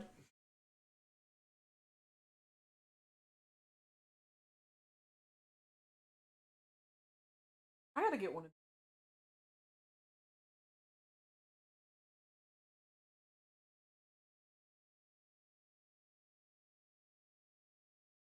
Cool. Bing has been bonged. Thanks. Hey, are you two still alive in there? Shit, I almost forgot. A jolt of anxiety snaps your gaze toward the door. If Joan came in and saw you making out with Catherine, it's all she'd want to talk about for the next 6 months. You straighten your clothes and smooth out your hair, clearing your throat to cut the silence between you and Catherine. I got a little carried away, sorry. Listen, Amari, if I have to hear you say sorry one more time, I'll blow a gasket. Besides, you're an excellent kisser. You've been complimented on your kissing before, but hearing it from Catherine embarrasses you. You can't keep your composure around her. She's not the type to compliment others, so hearing her say you're a good kisser feels like you've just been awarded a gold medal. When you hold open the door for Catherine to walk out first, you're greeted with the smiling faces of your boys and Cassie's boundless energy. Cassie acknowledges you and Catherine with a frantic waving hand and a big smile. You don't want this day to be over, you hope it never ends. It's been a couple of weeks and you haven't seen hair nor hide of Catherine. She's been ghosting you the entire time you've known each other, so that isn't surprising. But after that makeout session in the bathroom at the park, she should have at least said something. She hasn't been responding to your texts either. Again, that isn't surprising because she consistently leaves you on red, but now you're starting to feel like you did something wrong, which really isn't fair. Is Catherine in love with you? Are you guys partners now? Who knows? You sure as hell don't. You tell yourself to stay positive, but you've been hanging on to that strand of positivity for like a month now. You've also been resisting the temptation to ask Eugghhhh what he thinks about the situation, but you know what he'd say. If she wanted to be with you, she would have said so by now. In comes Truck-kun. Oh god, what if you did type the other one? Oh no. These aren't thoughts you should be having while dropping the boys off at school. You should probably get them out of their seats and take them to Joan. Look, Mama, there's Cassie and her mama. Can we say hi to them before we go inside? Your anxiety spikes as you look through the passenger window and see Catherine parked right next to you. You remember that the boys consider Cassie their best friend, and now you feel even more awful that their play date at the park was the last time they hung out together. You get out of your car, the boys are holding your hands. You get over yourself and muster up the courage to look at Catherine. Hi, Amari. How have you been, Catherine? It's nice to see you. Hope you've been well. Catherine hesitates to respond, like you accidentally made her relive memories she wanted to keep locked away. Your first instinct is to apologize, but you remember Catherine told you to stop apologizing, so you swallow the word down. Something like that. What are we exactly, Catherine? Wow. Not this question. Oh my god. Oh my god. Oh my god. Oh my god. She really hit with the... So, like, what are we? Like, are you my man or what? Like, she really just hit her with the question. She really just hit her with the, so babe, or can I call you babe? Like, what? I owe you an explanation, I know.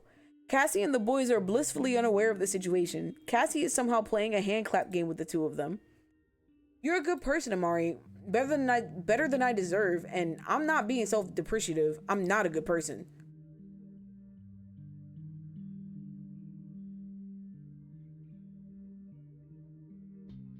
At least they're self-aware. They're self-aware, okay? They're self-aware. They're self-aware. You get this spot for a little bit. Alright, you get this spot for a teensy bit. Just a little bit. Now we're gonna put you right back down here where you belong. Alright? Okay, but just know, you're like this. This is where you are on the scale. You're not really here. You're definitely not here. You're not really here. You're mostly here. So you're like this. If I could put people in between, this is how I put them, right there. Okay, but yeah, there we go. All right. Yeah. Sure. You have your flaws, but doesn't everyone? We could work through them together. That's the thing. Loving me shouldn't be work. There's nothing you can say to that. Everyone in your life up to now has been saying you deserve to be happy. Oh, it's 9:10. I still got a couple sips left.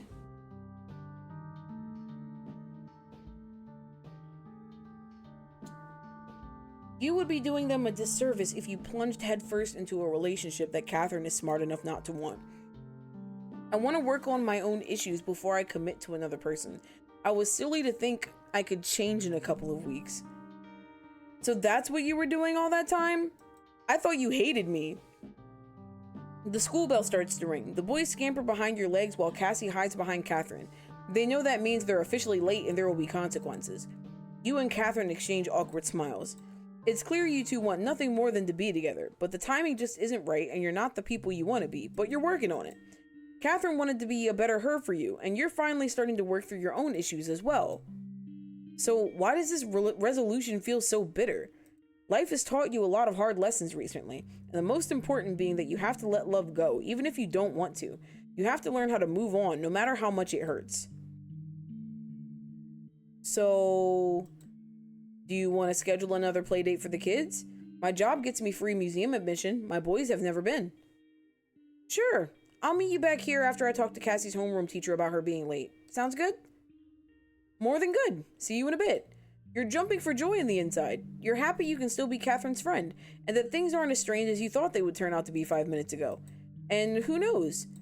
Things aren't set in stone. Maybe there could be a relationship far into the future when you're both better. A vision of love. Was this the canonic ending?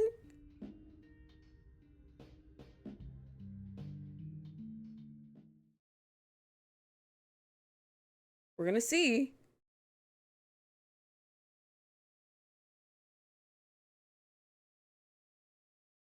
Oh, I'm getting a long load. I think that was canonic. I think that was canonic. That was canonic. Okay, so Amari's learning. Okay. Okay, Amari. Still can't stand your ass, but I mean, like, you learned that's pretty. You learned a lesson, I guess. Warm. You feel warm. You're back at the endless empty hallway. No doors, no windows, no decorations of any kind. And no content warning is good? Oh, there wasn't a content warning? Lit!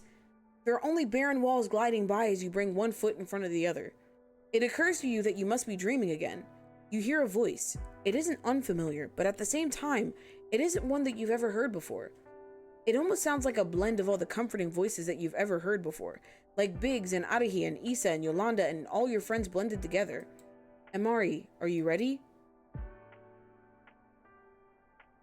Did Amari fucking die? Did we fast forward that far? Hello? Are we in heaven? She's got the butch mullet. She does. It's time, you know. It's time. You know that, right? Yeah, I know. I'll be okay. Oh, thank God. Oh, Jesus Christ. Scared the fuck out of me. I thought we killed her off. Oh, damn. Like, damn. Oh, damn. I wasn't ready. I wasn't ready. Ooh, that scared the fuck out of me. Your eyes are shut, not tight. Not in a way that indicates distress. Your eyes are just closed as you lay back in your bed. The morning sunlight caresses your face so softly, you almost don't realize you're awake, and you aren't still in that golden space. As your brain begins to catch up with the rest of your body, you begin to register that yes, you do want to wake up. You have so much going on today, and you feel completely ready to tackle it. The first thing you do after getting up and taking your Cryvance is checking your phone. You have a few texts from last night that came in while you were sleeping, and you excitedly scroll through the messages. Hey, can't wait for later.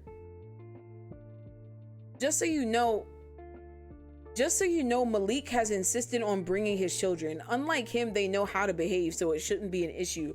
Arahi is bringing Malik as a +1? Arahi is bringing Malik as a +1? Did I miss a chapter? Like... Oh my God! I'll be arriving at the park with Jalil and Jabari and Ali around noon. Please make sure you're there early so that you can meet the bounce house people. Your heart races, not out of anxiety, but out of anticipation. You quickly pull your clothes for the day out of your closet before jumping in the shower. As you wash yourself, you're overcome with a strange nostalgia. Jalil and Jabari are 6 years old today, and while you're kind of sad to see them grow older, you're also filled with excitement when you think about all the incredible things they're going to do as they grow. You managed to plan their party with Noor and Ali without going to jail, and you consider that to be a pretty high achievement if you do say so yourself. The plan is to meet at the municipally owned Star Park, allowing you to get an excellent discount on the facility rental. You reserved a large pavilion near the Hacky Sack Park and rented a bounce house castle. The river is next to the park. The river next to the park is far too disgusting for anyone to actually swim in it, but it would be nice to spend time in the sun in the water regardless. You invited pretty much everyone you know, regardless if they have children themselves. The ones who do all jumped at the chance to take their kids to the park, and the ones who didn't all seemed to jump at the chance just to hang out on a nice Saturday afternoon. It's strange to think about, but Jalil and Jabari's last birthday party was certainly a more tense affair. You remember doing your best not to scream at Noor, and you remember mostly failing at that task. But now, not only are you more than just civil with your ex-wife, you have a network of friends who will be there, not just to see you, but to celebrate your sons as well. This outfit is killing me. You check the time. Perfect. Now that you're dressed, you still have plenty of time to drink some coffee before you leave. You take a quick moment to assess yourself in the mirror. Over the past year or so, you've let your hair grow out quite a bit. Yolanda has gotten you all shaped up whenever you need a trim, and you take a moment to appreciate the way your curls frame around your face and make it look a little softer. You also found yourself more comfortable in casual clothing. You're wearing a novelty t-shirt under a button-up that's decorated with images of busty women lounging on fruit. You picked it out a while ago on a shopping trip with Biggs. You smile as you recall the scandalized look on their face when you decided to buy it. Yeah, the past year or so has been pretty good to you, you think. You arrive at the park around 11, just in time to meet the bounce castle people in the parking lot. Okay, no shoes allowed in the castle. An adult must be within 10 feet of the castle while it's in use. That's gotta be her voice, right? That sounds exactly like that's gotta be her voice, right? Tell me I'm wrong. And Quickie Bounce is not liable for any accidents that may occur to negligence on your part. What? It's her face. Her face made that instinctual. Her face just emits, like, I'm a smoker energy. All of this is in the waiver you signed. Sounds good. Is there anything I need to do while you set up? The young woman sneers at you. Absolutely not. Happy birthday from all of us at Quickie Bounce. She looks at you. She looks like she wants to spit in your face as she says it. You let it slide though. Nothing, and you mean nothing, will spoil today for you or your sons. You're setting up coolers of pop and juice and bottled water under your reserved pavilion when Nora arrives and your children and Allie in tow. Amari, hi! Mama! Mama! Your sons immediately run towards you and leap into your arms. You stagger back as you try to lift them both off the ground. You won't be able to do that for much longer, but you don't let that thought ruin your good mood. My coworker is late getting back and I don't know if I can just leave. I would call someone first before you do that. I don't want you to get in trouble. Hello, my little ones. Happy birthday. Hi, Amari. How are you? Good. How are you? Over time, you've come to accept that Ali is in fact pretty cool. And more importantly, she is devoted to your children as you and Nora are. You really couldn't ask for nothing more. Great. I was just going over to RSVP the list to make sure we order enough pizza for everyone. And it looks like everyone is accounted for except they pull out her phone to check their list. It looks like Catherine and Casey P are still listed as maybe. So if you could text her or something, that would be great. They'll be here. Are you sure? Well, if you say so, the final number will be 30 then. You're glad that Jabari stepped in for you. It isn't that you don't want to talk to Catherine, but no, you aren't going to follow that train of thought. Today isn't about what could have been, it's about your sons. Okay, so I'll call the order for 2 p.m. The bounce castle is set up, and Isabel should be here with the cake in about 30 minutes, and then the rest of the guests should be coming soon after. Amazing! Oh, everybody's here! Amari, I have a cake here for you. You're standing on a stepladder. Oh, wait, she cut her hair. So it's been a... Oh, okay. Okay, is this the actual, like, ending? Like, is this the game ending? No, it says Amari's closing statements. It's been a year. Okay, so she cut her hair. Malik's doing well for himself in music.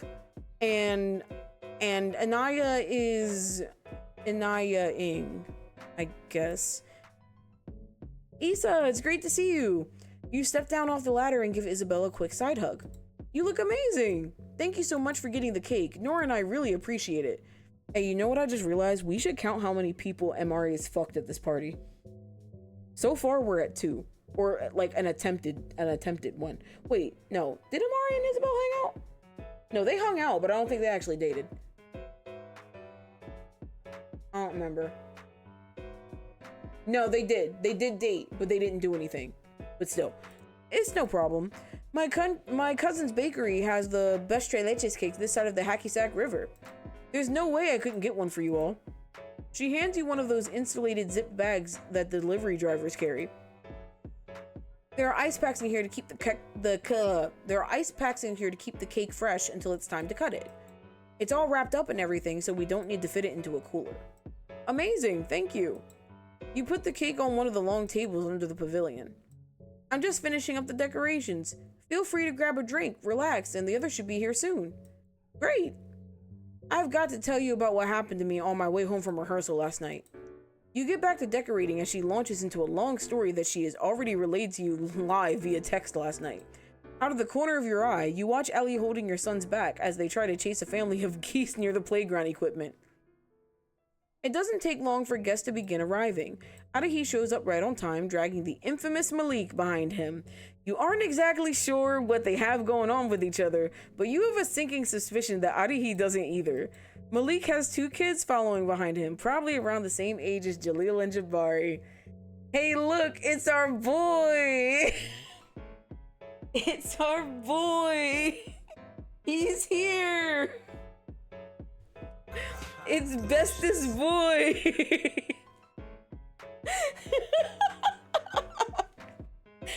Amari, hey, this is Malik. These are his children. I need to sit down. The comeback king! He quickly walks off towards the pavilion where Isabel is sitting and chatting with one of Nora's friends from work.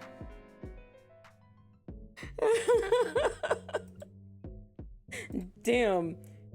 I mean, I guess you know he's like this all the time, but damn.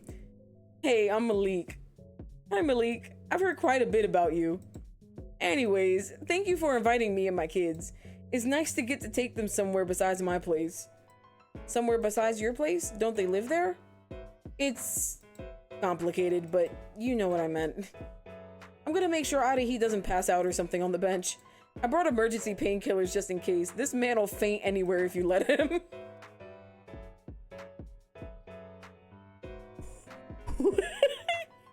So they're dating? Kind of? I'm so confused. That's so gay. It's so cute. I'm so happy for him. I'm so happy for him. I genuinely am. He has grown so much. And me with your motherfucking inhaler? Shut the fuck up, Lou. Me wheezes once, Lou the inhaler in my face. Literally Malik just now to Eugghhhh. Oh my god, you get the sense that Malik has been a little bit of a freeloader up until recently. You decide that you don't really need to press him on the issue, as curious as you might be.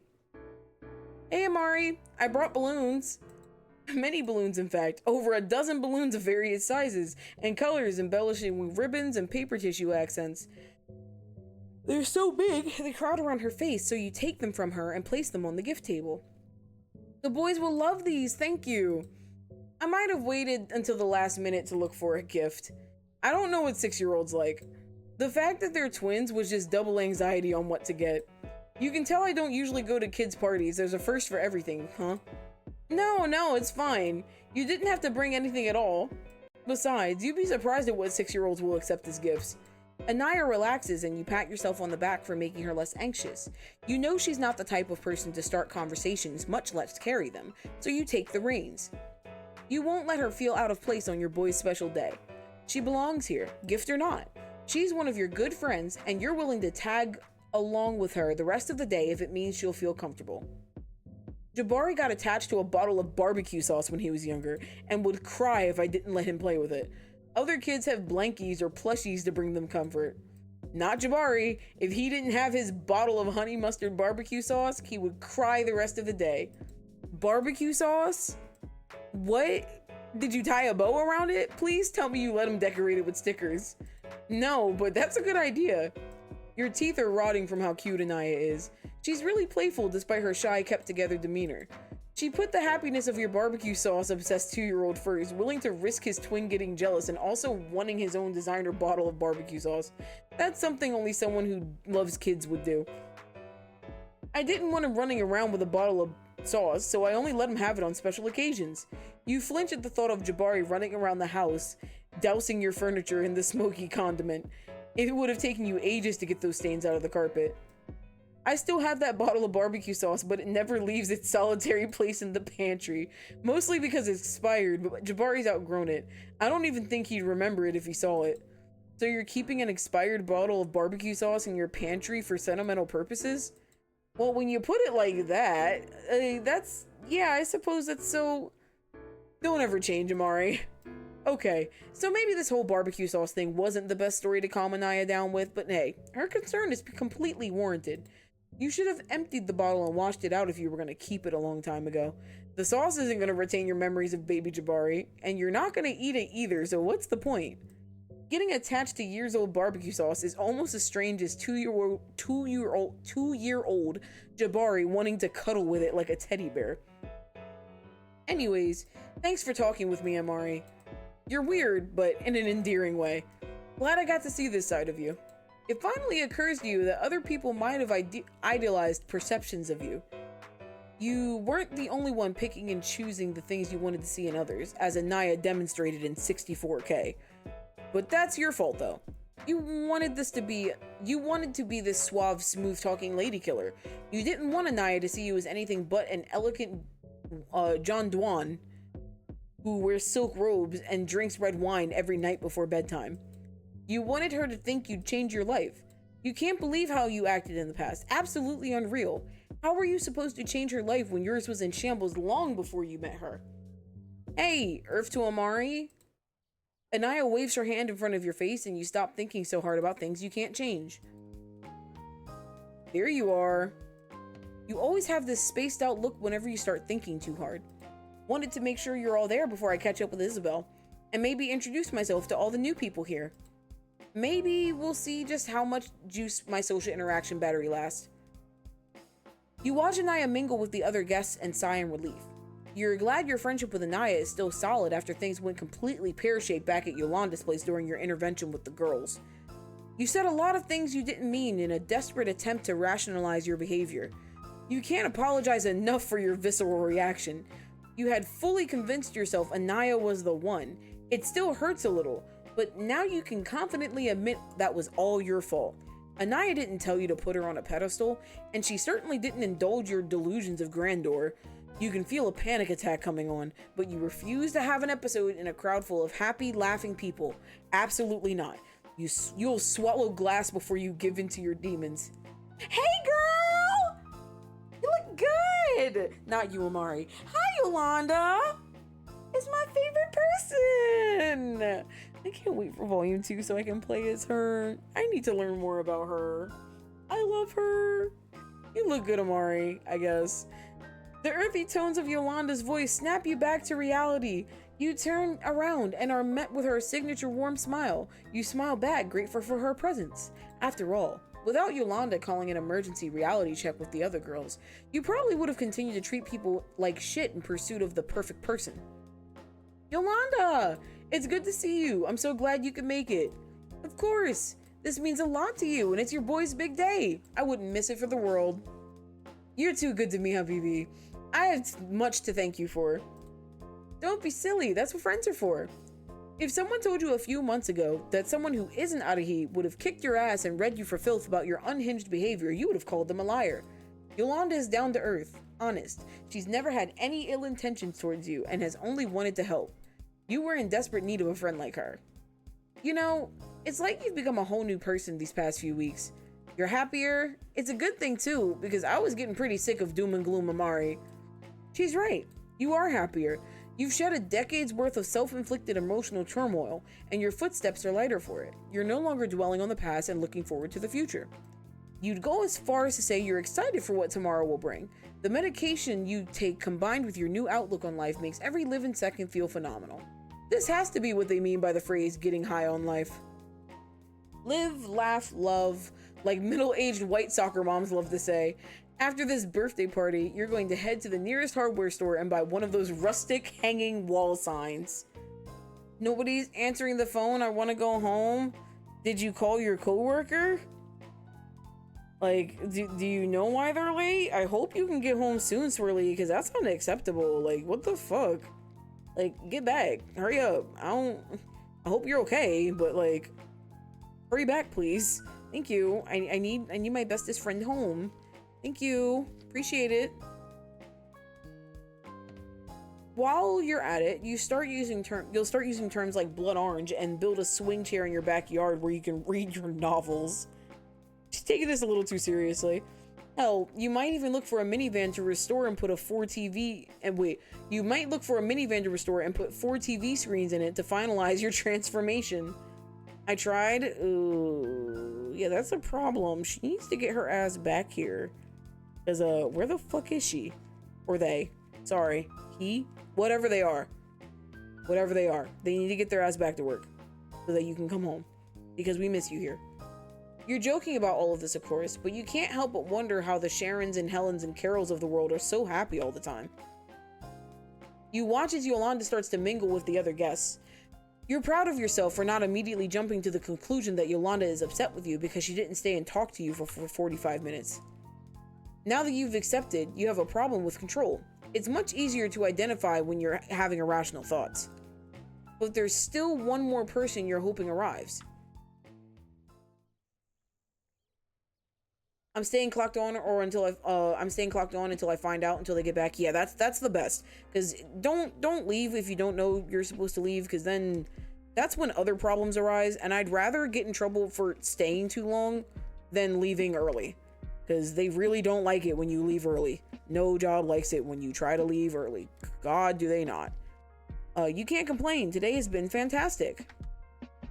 You're surrounded by so much laughter and light and love that you don't know what to do with it all. Your eyes tear up as you begin to light the candles on Jaleel and Jabari's birthday cake, not out of sadness, but an overwhelming wave of happiness that washes over you and swallows you whole. Jaleel and Jabari couldn't decide on whether or not they wanted a chocolate or vanilla cake, so you got them the biggest marble cake you could find as a compromise. Jaleel will definitely have fun picking out the chocolate bits, and Jabari will happily eat both flavors. 6 candles, 6 wonderful years spent with your children. This moment is surreal. You'll never forget what it felt like to light the last candle on their 3-tier cake. What you thought about as you took a step back and your boys rushed towards the table after hours of playing in the bounce house, their hands still wet with soapy water. You've undergone a rebirth of yourself, quietly celebrating it alongside your boys growing older. The kids are doing just fine, and so are you. You will be just fine. Everything will be alright, even though Catherine didn't show up. Damn. Unfortunate. Catherine, you suck. Catherine, you suck. You could have at least shown up to the birthday party. It's not because she hates you. You won't allow your thoughts to sink to those lows because that's the thing. You don't know why she didn't come.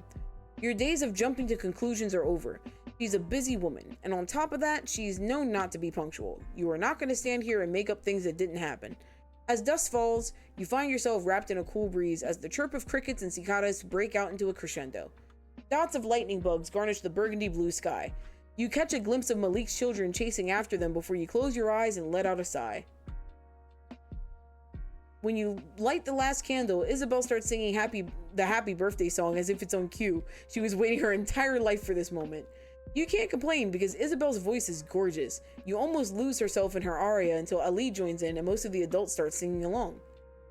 Isabel's singing is contagious. Even though Noor can't sing to save her life, she joins in anyway, contrasting Isabel's heavenly tones with nails scraping down a chalkboard. You're glad Noor took her horrible singing with her in the divorce. You almost feel sorry for Ali. Almost. Why did you approach like that? Ew, what the fuck was that?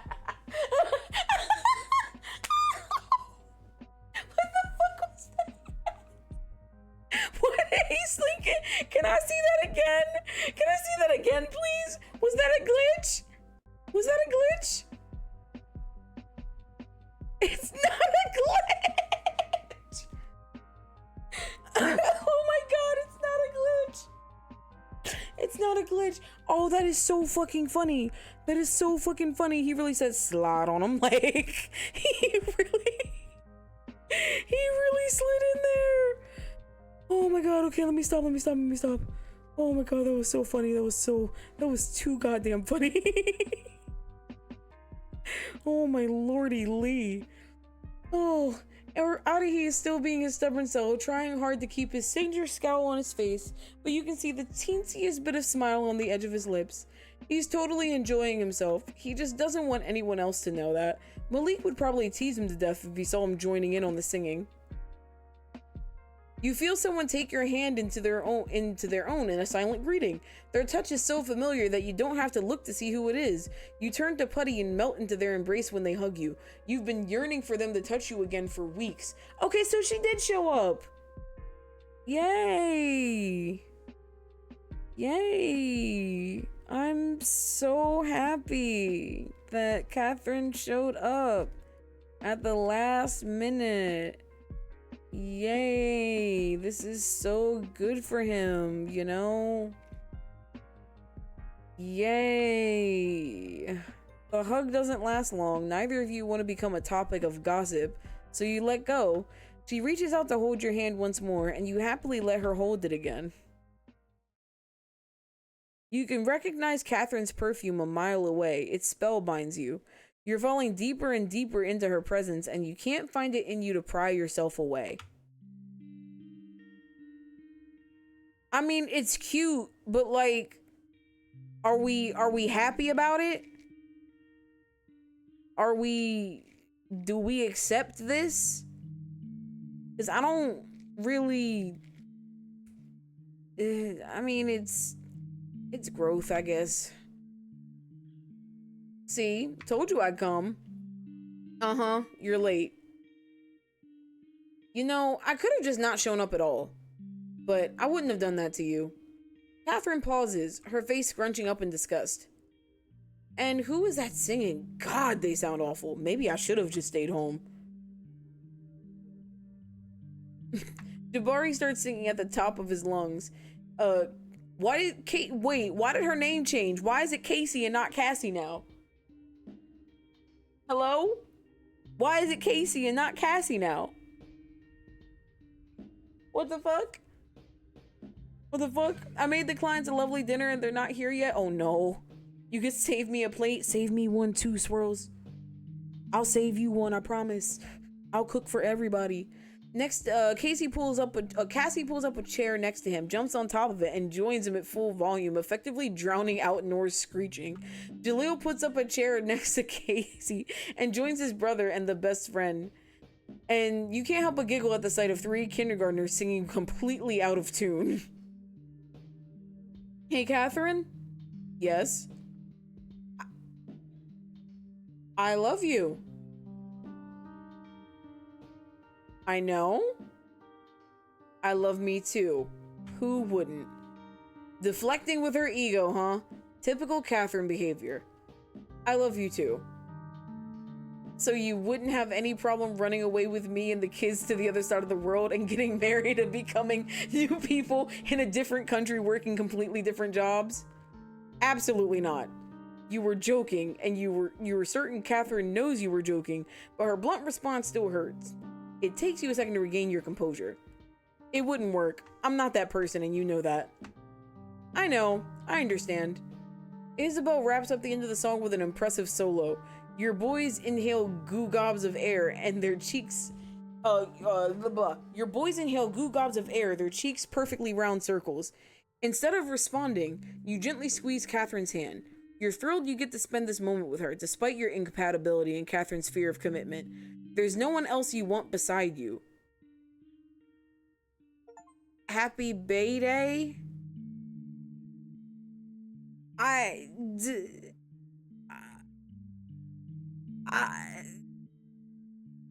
mean,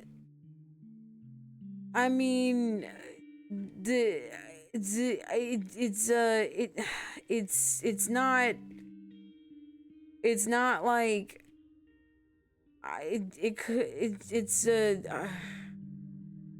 it's an ending. It's an ending. Okay, Amari and Catherine unlocked, Happy Bay Day unlocked, game ending unlocked. Oh, so we have the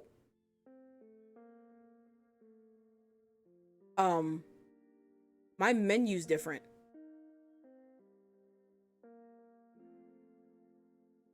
My menu's different. What the fuck is the beach episode? The fuck is the MILF route? Okay, hold on. Whoa. Before we get into any of that. Let me go ahead and start this date and get the bad ending, because hold on. I'm gonna cheat real quick. I'm gonna hurry up and get to the bad ending so we can see the drama real quick. And then once we see the drama, we're gonna do the beach route, and then we're gonna do whatever the fuck the MILF route is. Because if I fucking accidentally spoiled myself, like if I like this, This didn't make sense to me. But if this, but that's the only mom I can think of. That's the only mom I can think of. Oh my god, my phone is going the fuck off. All right, hold on. All right, hold on.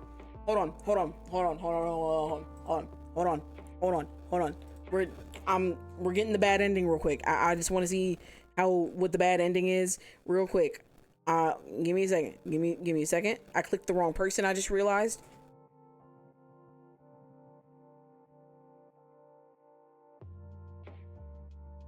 I don't know if it was wishful thinking, but I felt like it's Friday all day. Felt.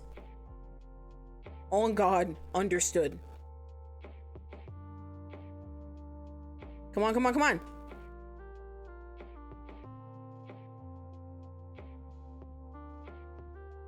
on! Okay, there we go. Load faster! Please, I want to cheat. I don't usually want to cheat, but I want to cheat.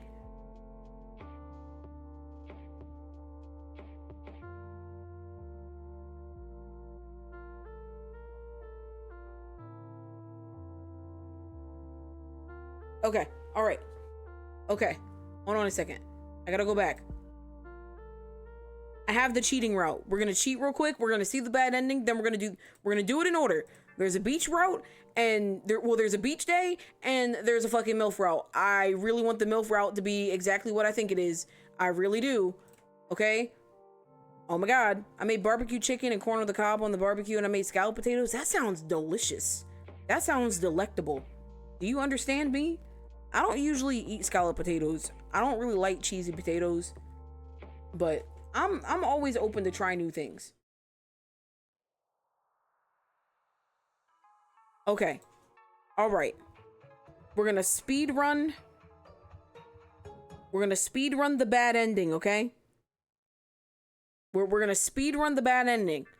So the bad ending is fuck off Nor, which we already picked. So you know what I'm gonna do? I'm gonna go back real quick. I just want to see what she says in this sentence. You bite the inside of your cheek and pull the front door shut behind you so your sons don't hear this. Yes, Nor. This is what I'm wearing. I didn't know you were interested in fashion, Nor. Did Ali buy that hobby for you too? Oh, a look crosses her eye that you haven't seen in years. It's rage. Fifth circle of hell rage. Oh no. Damn it.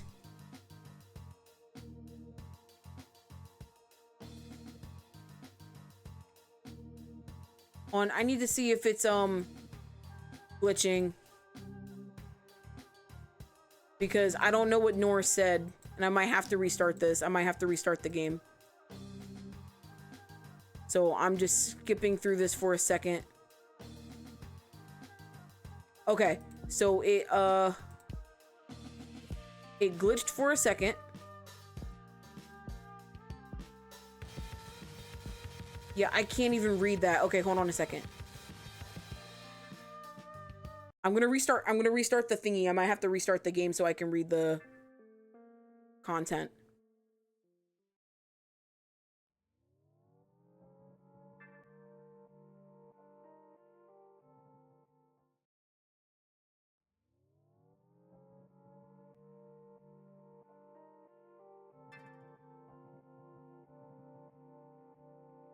I'm hoping I don't have to restart the game. Not tonight. Please. It's only 9:46. And I gotta find out what this other stuff is, bro.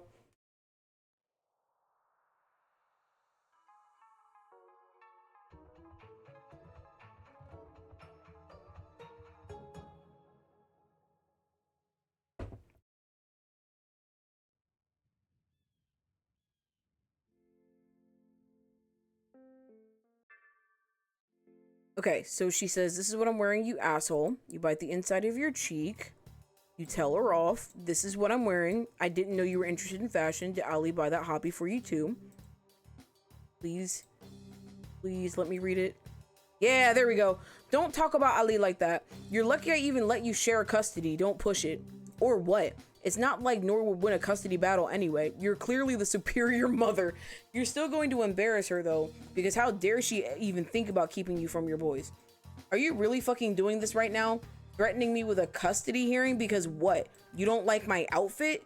You don't like that you don't like that I think your girlfriend is a fucking asshole? Well, guess what? She is, and you are too. I'm sick of this shit, Noor. I told you before I'm not doing this with you, and I'm not. Either come in to take my pictures or get out of my fucking house. Your choice.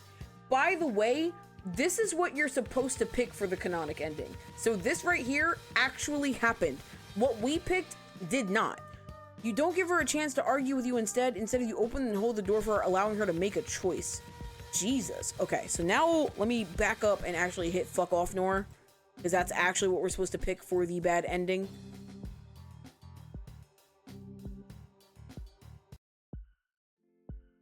Alright, fuck off, Noor. And then we go to... We picked this one, which is actually funny enough the good ending. This is the bad ending. This woman is too anxiety-inducing for you to entertain any further.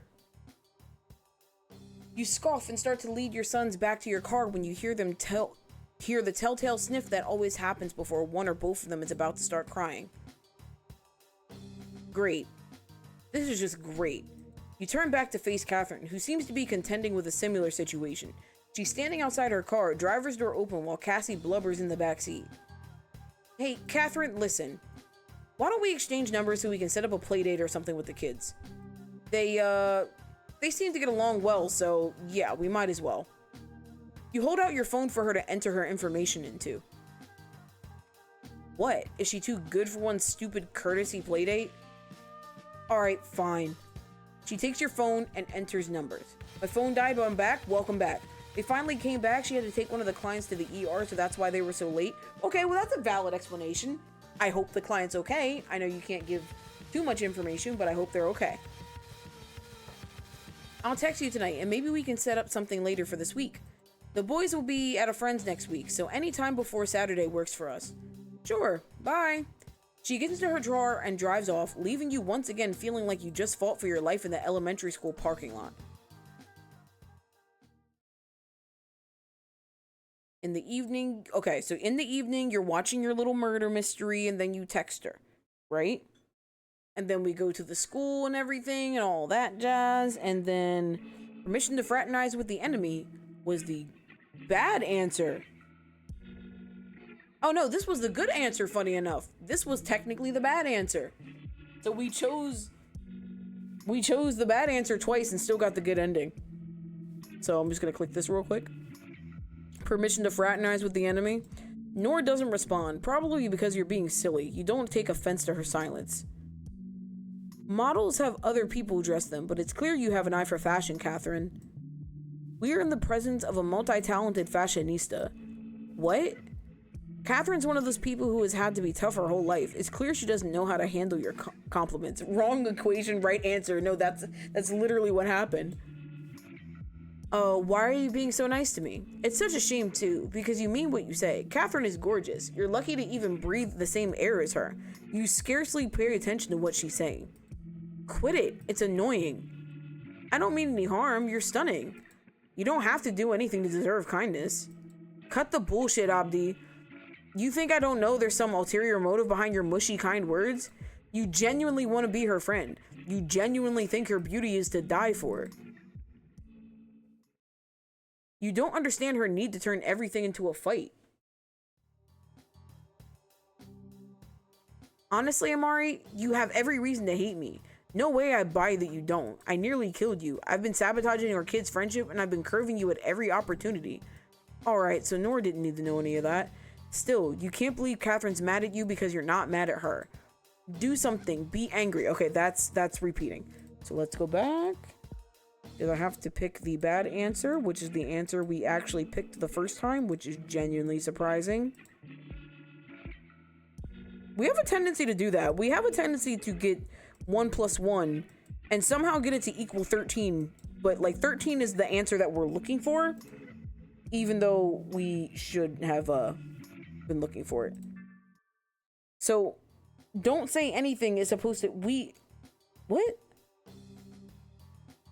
I feel like the only thing that we picked correctly was think of the children, and we got the good ending. Well, we said don't say anything last time. So I'm gonna read her for filth, and then we're gonna go back.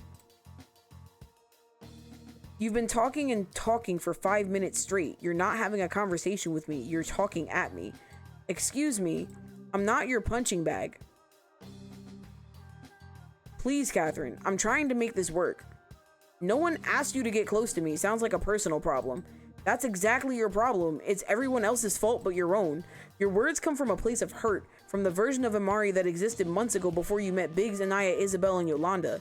Adahi tried to kick your ass, but friendship made him soft. He was never as hard as he could have been on you.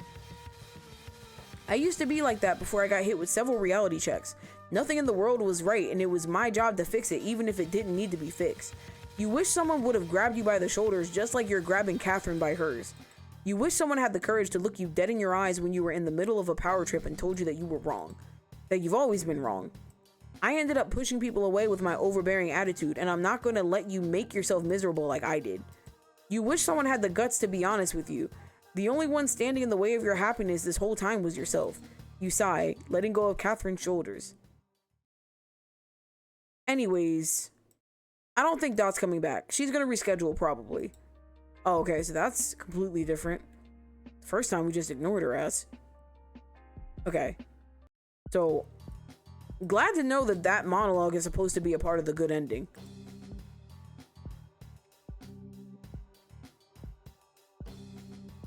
Now let's see what the actual bad ending is. Because the actual bad ending requires us to not say anything. Which I think is so weird. That's it? You're just gonna let me walk all over you? So this is the same. I told you I'm not gonna be mean for meanness sake. I'm not gonna argue with you over nothing. There's no way an argument. You'd be lying if you said Catherine isn't hot when she's angry. That's pretty unattractive. May I ask what brought you to that conclusion? If I wanted a doormat, I would have bought one. That one hurt. Show me some backbone, Abdi. You fucking look. Anyways, I don't think Dot's coming back. She's gonna reschedule probably. Oh, so we skipped the listening to her babble. We skipped the listening to her babble and pulling up the phone every couple seconds. Good, I'll make sure I'm not there. That's fine. I hope you haven't forgotten about our kids' play date at the park tomorrow. What? We're supposed to be taking the kids to the playground tomorrow? It's my only day off. We talked about this 2 weeks ago. I reminded you yesterday. You don't think Catherine forgot. She definitely was ignoring your text, though. Of course I remember. I was just making sure you remembered. That doesn't make sense. Your face doesn't make sense. What do you mean by that? Catherine doesn't dignify you with a response. She darts past you like an Olympic medalist. Didn't even trip once. You sigh and send a quick text to Joan that everything's under control, though you suspect she's probably right down the hall, leaning against the door, sipping her coffee as she watches Catherine make her exit. Joan's gonna want to know every juicy detail, how you and Catherine met, where you and Catherine met, why you met. It's a funny story, really, but after Adahi judged you for falling head over heels with a would-be murderer, you're not ready to get an earful from Joan, too. So far, all of this sounds the same. Yeah, so far, all of this sounds the same. She was 30 minutes early. You don't want to overthink it, but knowing Catherine, she probably showed up early to spite Joan. Speaking of Joan, she wonders if you know about the attraction. Stop self-sabotage. Oh, if we did this right, they shouldn't kiss. That's the joke. Like, not the joke, but that's the goal. If we did this right, they shouldn't make out, right? You know?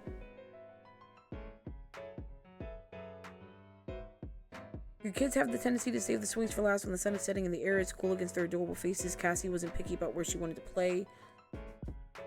Let's see. This park has swings, slides, merry-go-rounds, or not merry-go-rounds, playground climbers, seesaws, merry-go-rounds, and about a million other kids climb on top of each other to bounce in a speedy motorcycle. There weren't many people at the park when you guys arrived, so the kids got to ride on their favorite animals and bugs before the park opened. Your kids have a tendency to save the swings for last when the sun is setting and the air is cool against their adorable little faces. Cassie wasn't picky about where she wanted to play, she was just happy to be here. You and Catherine are keeping a close eye on your children, leaning against a rail while you oversee them from afar. Catherine may have her flaws, but her smile more than makes up for it.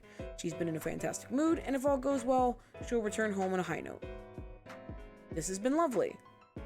Yeah, I guess it's better than giving you shit, but only slightly better. You laugh a little at her comment.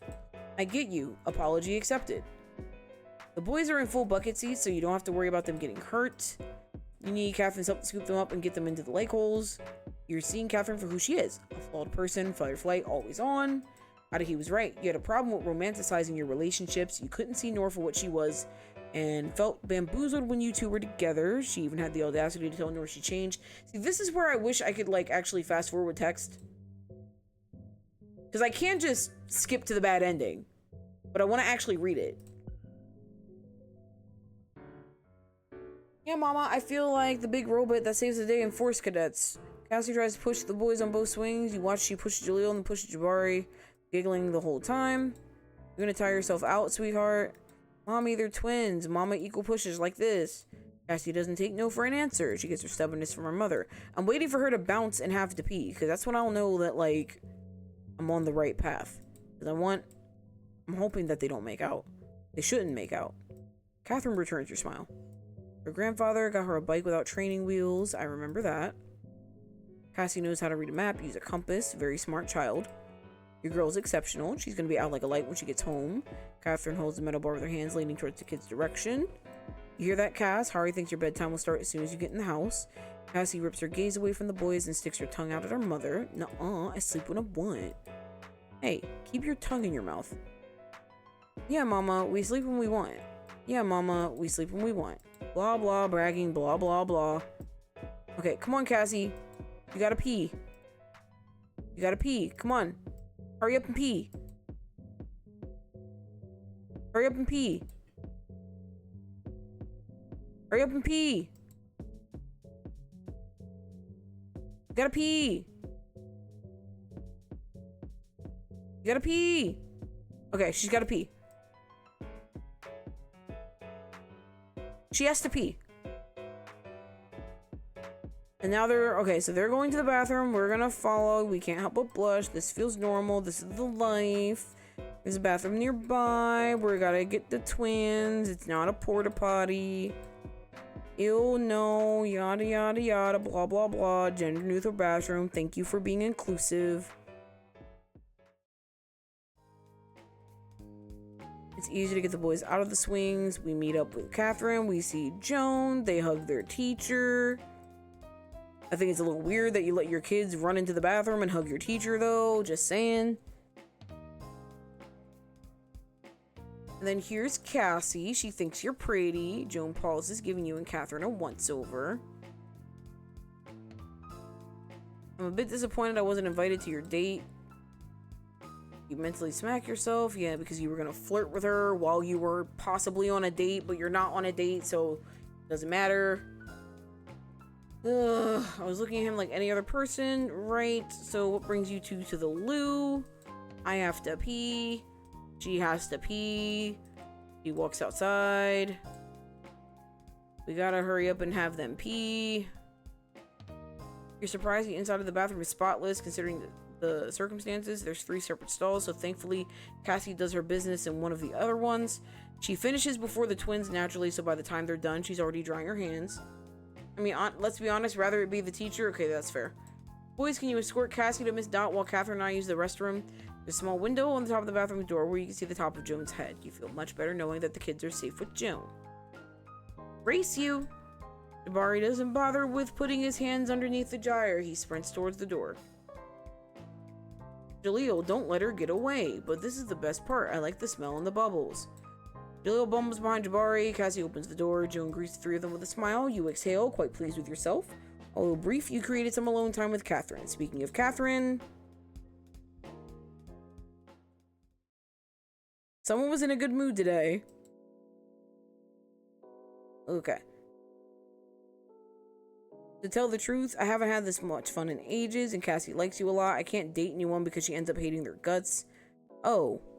Well, you're happy Cassie agrees with your digestion tract. Your hand finds Catherine's hand. No! No! No! Oh. Oh. Did we do this before? She washed her hands when Cassie watched her, so they're super soft too. You could hold her hand forever. You bring her hand up to your mouth and give it a kiss, massaging the top of it with your thumb. Did we do that last time? Were we that touchy last time? She smells really good. You lose yourself in her perfume. You don't know when you'll get this chance again, so you savor it. You've been thinking about being this close to her for weeks. You're taking your time with Catherine. I mean, no, this was the same. This was the same. This was the same. Yeah, no, this is the same. This is the same. This is the same. You're usually a smooth talker when things start heating up, but your words have been replaced by sheer unbearable longing. You'd probably fuck up the mood stumbling over your words. Catherine's not big on talking about her feelings or expressing herself verbally anyway. Physical intimacy is basically her love language. She lets you melt into her, so you have more leverage. If your kids weren't waiting outside, you'd be in her kissing her for hours. This is all the same.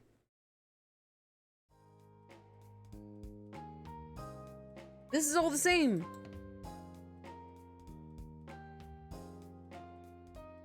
Listen, Amari, if I have to seriously say sorry one more time, I'll blow a gasket. Besides, you're an excellent... Yeah, this is all the same. I'm so confused. They were just more touchy.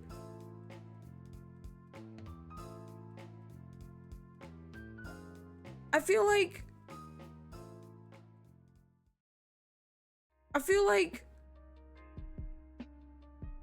Wait, okay, so we've been ghosting each other. So, like, okay, alright, fine. I mean, okay, I guess we kissed. So now what? I know they're not partners now. Or what, is she gonna cuss her out this time?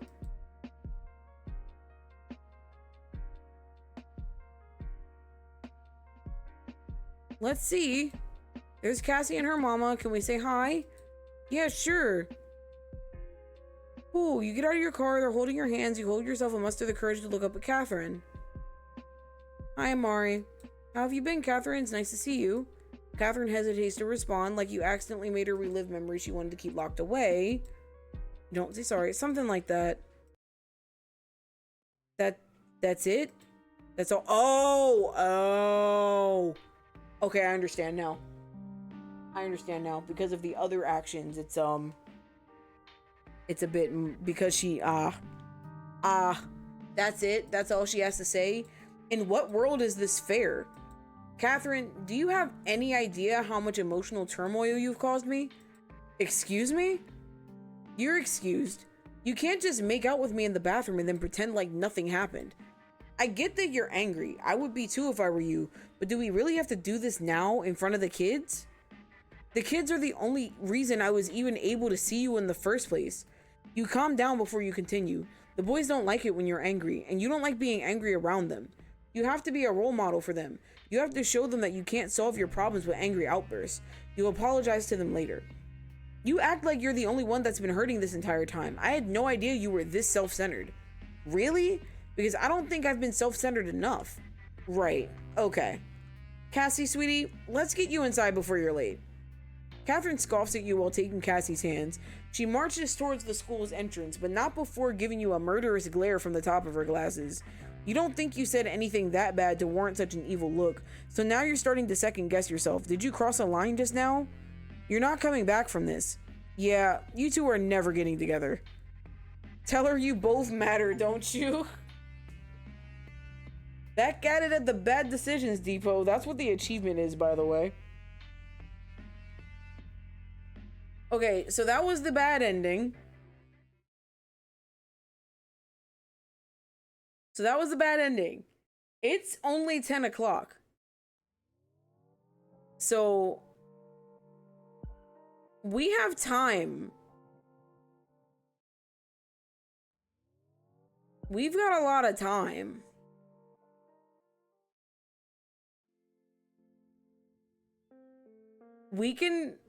We thought it was over. We thought it was over. Do we save do we save it for next week? Or do we want to see who it is? Do we want to see who it is and then save it for next week? Do you guys at least want to do the beach episode? Because it's only 10. I think we save the MILF route for next week. Okay. But beach sounds good. Okay, let's see the beach. Let's see the beach. We'll see the beach.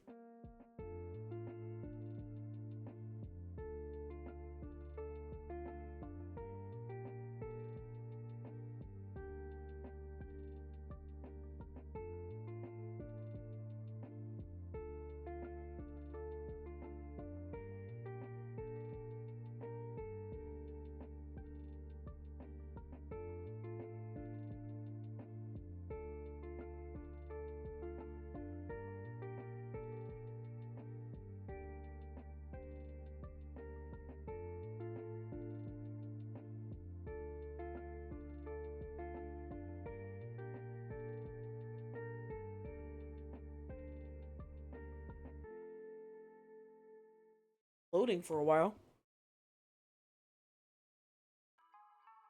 Life's a beach. No content. Oh, well, no content warnings.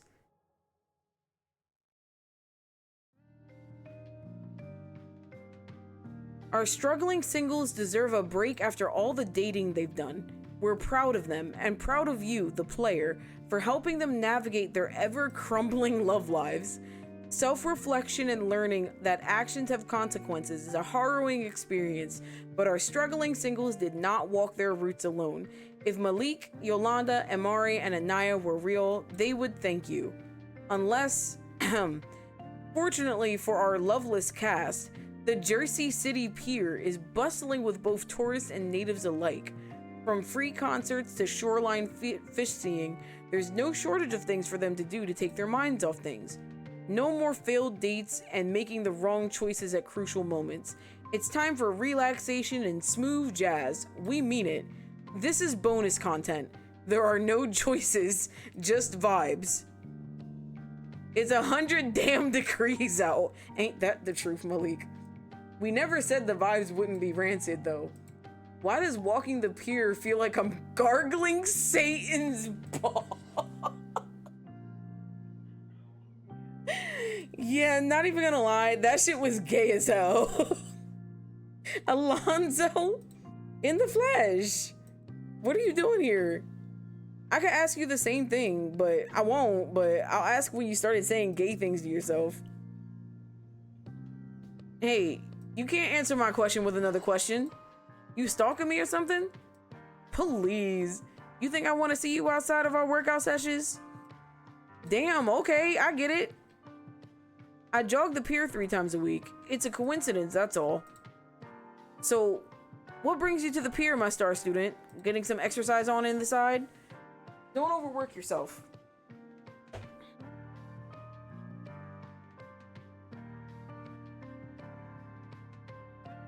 Alonzo's attention is taken away, looking past Malik. Oh my god, is that Yolanda? Hi, Alonzo.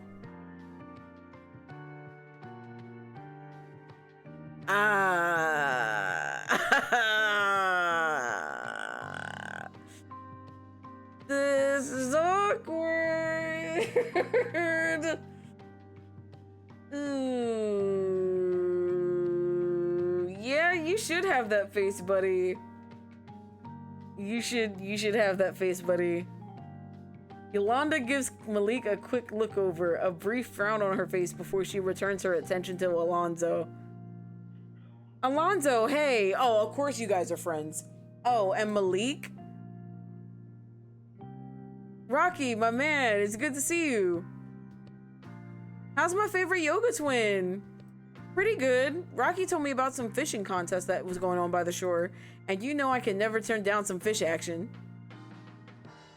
Oh, I'm here for work, actually. A beachfront wedding. Oh, that sounds beautiful. The fishing is canon. Thank you for confirming that the fishing is canon. You'd think, but once you deal with sand getting blown onto the wedding cake, a cloying fish smell on the bride's gown, having to finish the reception before high tide sweeps away the canopy, not to mention the busy boardwalk 5 feet away from us, It never works out, but they insisted, so here I am. At least I'll get paid either way. Fish fuckers. You can never trust them. Hey! You know he ain't talking about you, Yo-Yo. Yeah. Is that Ashley, Isabel, and Anaya? Oh, hey! It's Amari's exes. Anaya and Ashley walk up, Anaya rolling a rather large cooler with them. Isabel is joined by Aniki, who is carrying a parasol big enough for 3 people. Yolanda! Hey, Yo-Yo! Hey, Izzy! Hey, everyone! Hey, I don't think we've met before. Oh yeah, I'm Aniki. You must be Yolanda. The one and only. Isabel's told me a lot about you. It's nice to finally meet. Oh, hey, Yolanda, what's up? Nothing much. Came here with Rocky to do a little fishing. What's up with you? You want to join us? A cooler, huh? Are you grilling or something? Yeah, and Mari invited us over here for a picnic. Want to come with? Maybe we can catch fish after.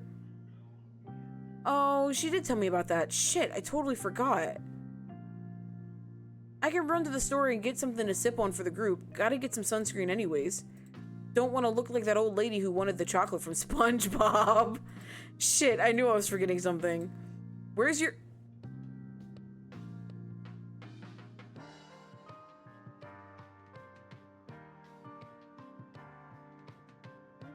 They got me. They got me at the very end. Got me at the fucking end. They got me at the coin app? Motherfucking coin app? Oh, look me in my eye, bitch. Coin app? Coin app? Cash app, motherfucker!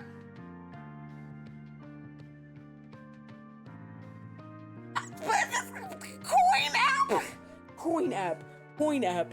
Coin app. Coin app? Are you fucking shitting me? Are you fucking shitting me? Are you there? No. I'm actually still adding to the fucking list? I'm still adding to the list? It's the end of the fucking game. It's the end of the fucking game. Like, there's not even options. Just vibes. This is not the vibe that I asked for. I thought we were done. I thought I was safe. Coin app? What's your coin app? I'll send you some money if you get me one too.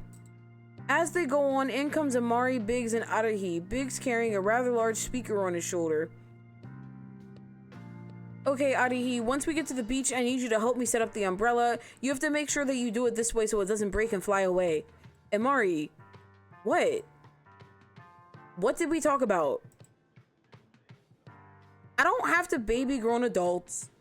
Adahi, hey man, didn't expect to see you here. Malik, hello, how are you? Pretty alright, man. Here for this picnic? Something of the sorts. Amari wouldn't let me stay home. He practically dragged me out of the house. You should have seen it. Didn't expect Adahi to be such a fighter. Trust me, he is. Rocky? Now, how the fuck do y'all two know each other? I'm sorry that the list is still on screen, by the way. How the fuck do y'all know each other? Excuse me? Why do you know his name? And why is he looking at you like that while saying your name? The air suddenly feels tense. Thankfully, Catherine enters the scene to ease the tension. Shoot, sorry I'm late. Had to drop Cassie off at a play date. Traffic is terrible today. Catherine! The two share a kiss. It's a lot longer than intended. The others in the group sort of look away. Okay, well at least they're still kind of together. I think that's everyone. I think so too. What about Keaton? What about Keaton's mom? We just gonna get everybody here and forget about Keaton? Rocky's included, but not Keaton? How's that fair? Damn, looks like there's no picnic. Amari, I told you it was supposed to rain. Shit, I know, but not this early. The group of struggling singles gathers near one of the shops as they wait for the rain to pass. Well, this sucks. Ugh, yeah, this fucking sucks. Maybe it'll pass? Maybe so. I hope so. At least I can get some trunks to swim in. Adahi, you coming with me? I don't swim. Are you sure about that? You used to love my pool. Okay, alright, alright. What the fuck happened between Rocky and Adahi?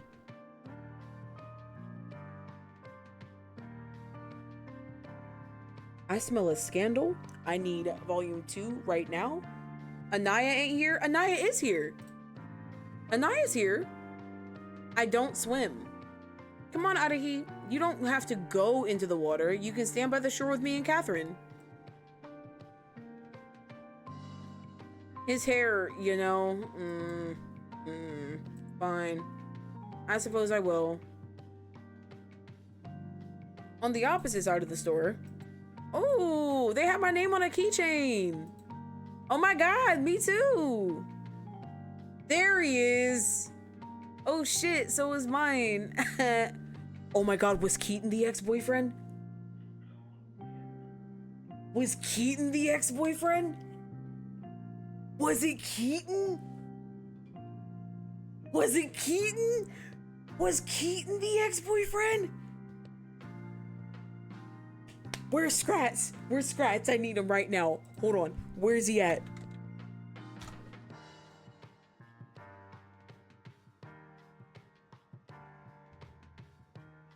I think Keaton was the ex-boyfriend. He's raiding. No! No! The drama! He's missing it! Oh my god. Oh, I hope. Oh, okay. All right.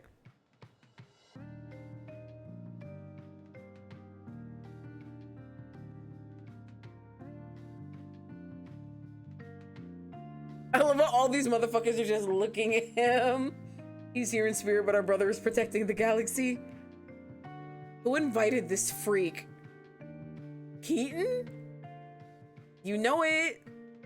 Why the fuck are you here? Oh my god. What? Can't a man buy novelty keychains anymore? Is that a crime? Am I a criminal now? Really? What are you doing here? I thought you were getting out of town. Technically I am. My boat trip got postponed until the rain stops. Chilling here for a bit. Hey everyone, this is Keaton. He's my friend, I guess. Some piece of shit he is. Oh my god. Ladies, no need to fuss over me. There's enough of me to go around. Gross. Ugh. It looks like the rain stopped. Wishing well unlocked.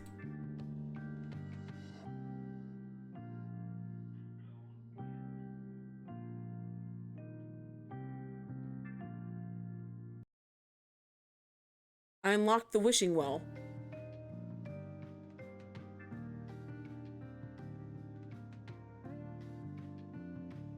What happens if I wish? Yeah, this is a good time to bing bong.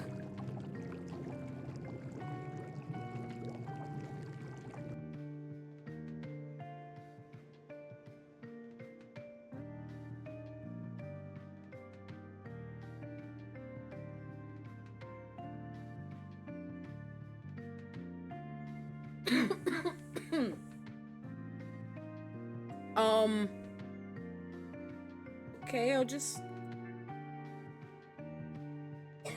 I'm wishing.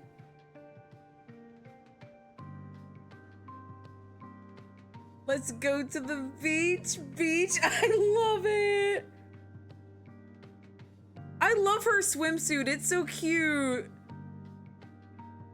Oh, look at Anaya's.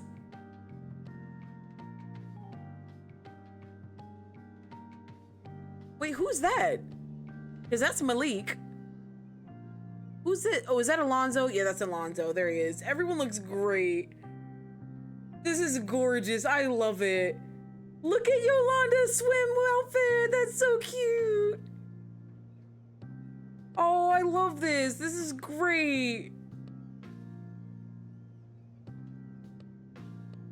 What happens if I do it again? Will it give me another one, or is it just the same thing over and over again? Oh! Um... Um... Um... Um... Um...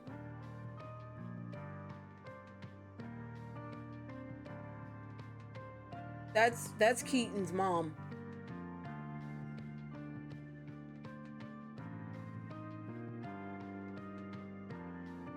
So is it just gonna keep giving me, random cutscenes?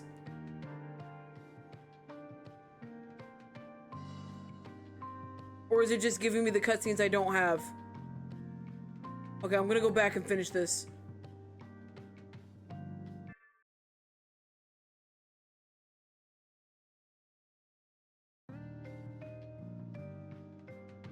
Cool. W wishing well.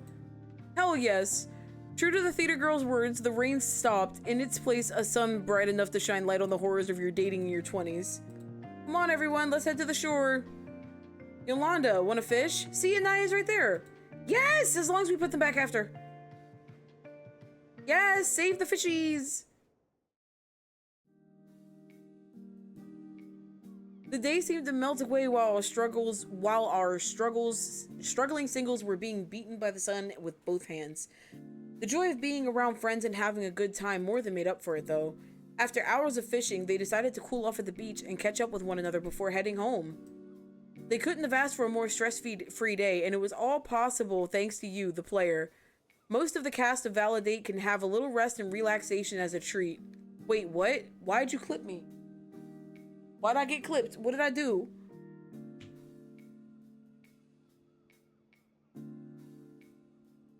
With both hands? Wait, what do you mean? What? No, I didn't hear what I just read. What did I just read? Huh? Beaten by the sun with both hands? That's what I just read? That shows, look, I didn't retain that information, but this is gorgeous and I love it. Oh my god. Just when I thought it was it's over! The credits! Yay! We did it! Woo! Kevin Killjoy, we have to have a conversation.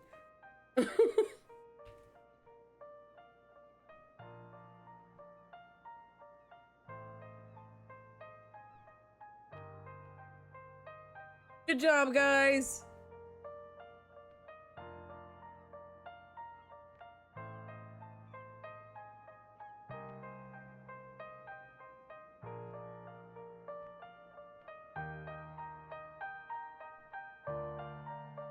Musicians: Kevin, Huey Leone, James Roach, and Austin M.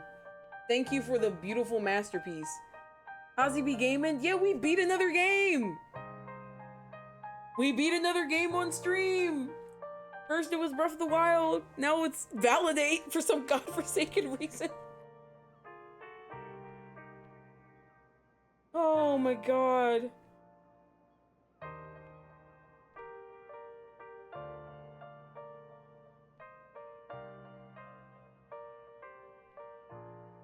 W Gamer, look at us.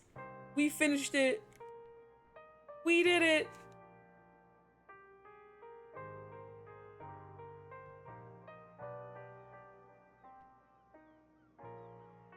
And these are all the content creators that helped out with the original game. I hope I get to be on one of these lists when Volume 2 comes out. I really do. I really loved this entire experience. It was amazing. I don't think I could have asked for a better experience. This was great. I loved every second of this. I hated it at first, but once we got a couple dates in, it was great. Good job, Veritable Joy. Because this sure was veritable. But God, was it joy. Oh, man. You're welcome for playing. Does he know? Does he know what? Does he know that he's gay? I'm pretty sure he knows now. Does he know what? What was that supposed to mean?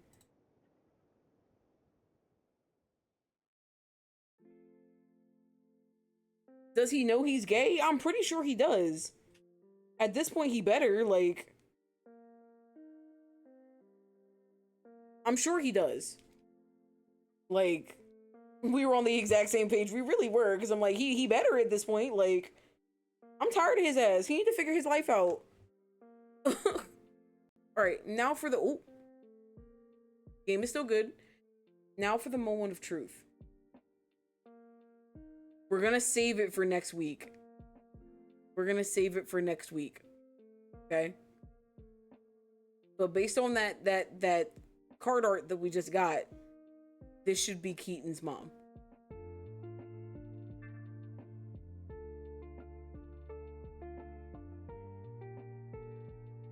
I just want to see. I just want to see. We're not going to do it tonight. I just want to see. I just want to see.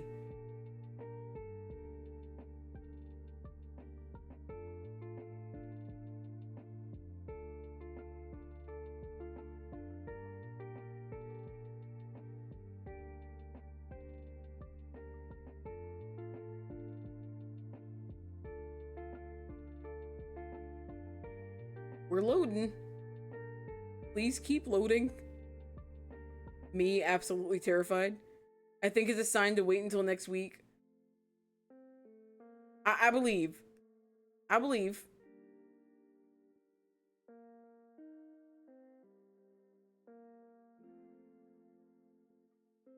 Give it a couple of seconds.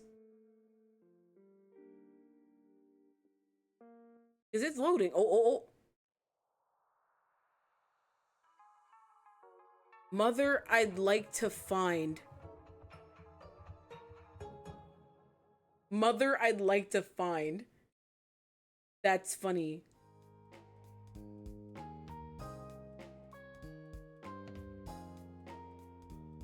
Okay, we don't know who we're playing as. I'm going to assume it's Amari.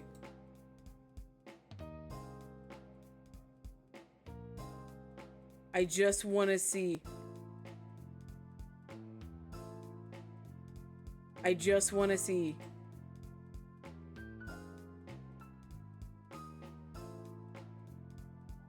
I'm not even reading it. Wait a minute, actually, I just caught that. This said their name's George, and she gives sloppy, disgustingly good top. What? What the fuck? Anyway, I just, come on, show me. I'm not reading any of this. I'm not reading any of this. I just want to see who it is. There's her name! There's her name! There's her name, Keaton's mom herself. There's her name. Oh no. Oh no. Oh no. Oh no. Please don't let there be a finger her on the dance floor minigame. I beg of you. This game is rated M, but like, please, dear God, no. Oh no. Oh, I don't know what to do. It's not over. I can't believe it's actually not over. Fuck. Oh my God, okay. Alright, okay. Oh boy. Alright. I think you guys are right. I think that is a sign to wait until next week. But we have a date. We actually have a date with Keaton's mom. We actually have a date with Keaton's mom. And I was hoping that I'd get to do that in volume 2. I didn't think I'd be able to do it right now, so that's kind of interesting, to say the least. So yay, look at us. Ain't we great? Aren't we fucking awesome? Aren't we fucking lit? Aren't we just so cool and skedaddle and awesome? We have another date next week. ValiDate's not over, guys. Woo! We get one more week. We get one more week of this shit, guys. We get one more fucking week of this. The last week of Jalazi still has ValiDate. How awesome is that? The last week of Jalazi still gets a ValiDate date. I am so fucking happy. Let me go ahead and post this raid wall because we gotta do something next week. Oh my god, we gotta do something next week. Oh, we gotta do something next week. All right, I know where we're going. Here's raid wall 1 for the subscribers. Here's raid wall 2 for the non-subscribers. Thank you guys so much for being here tonight. Apparently, it wasn't the last day of ValiDate. We have another date to do, and I cannot fucking wait. We're raiding Misprint. Misprint is drawing. I don't think I've ever raided Misprint, so I hope this is a good raid. Thank you guys so much for being here, and I will be back tomorrow at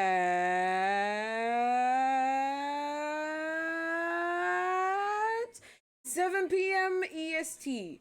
7 p.m. EST. If I'm running a little late because of work, I'll let you guys know. W stream WU Swirly, and I love you too. Thank you guys so much for being here tonight. I can't wait to go on this date next week. Ain't that marvelous? I can't wait to go on this date next week. Next week will actually be the actual finale of ValiDate, unless you guys want to save it for the affiliate day on Sunday. I might do that.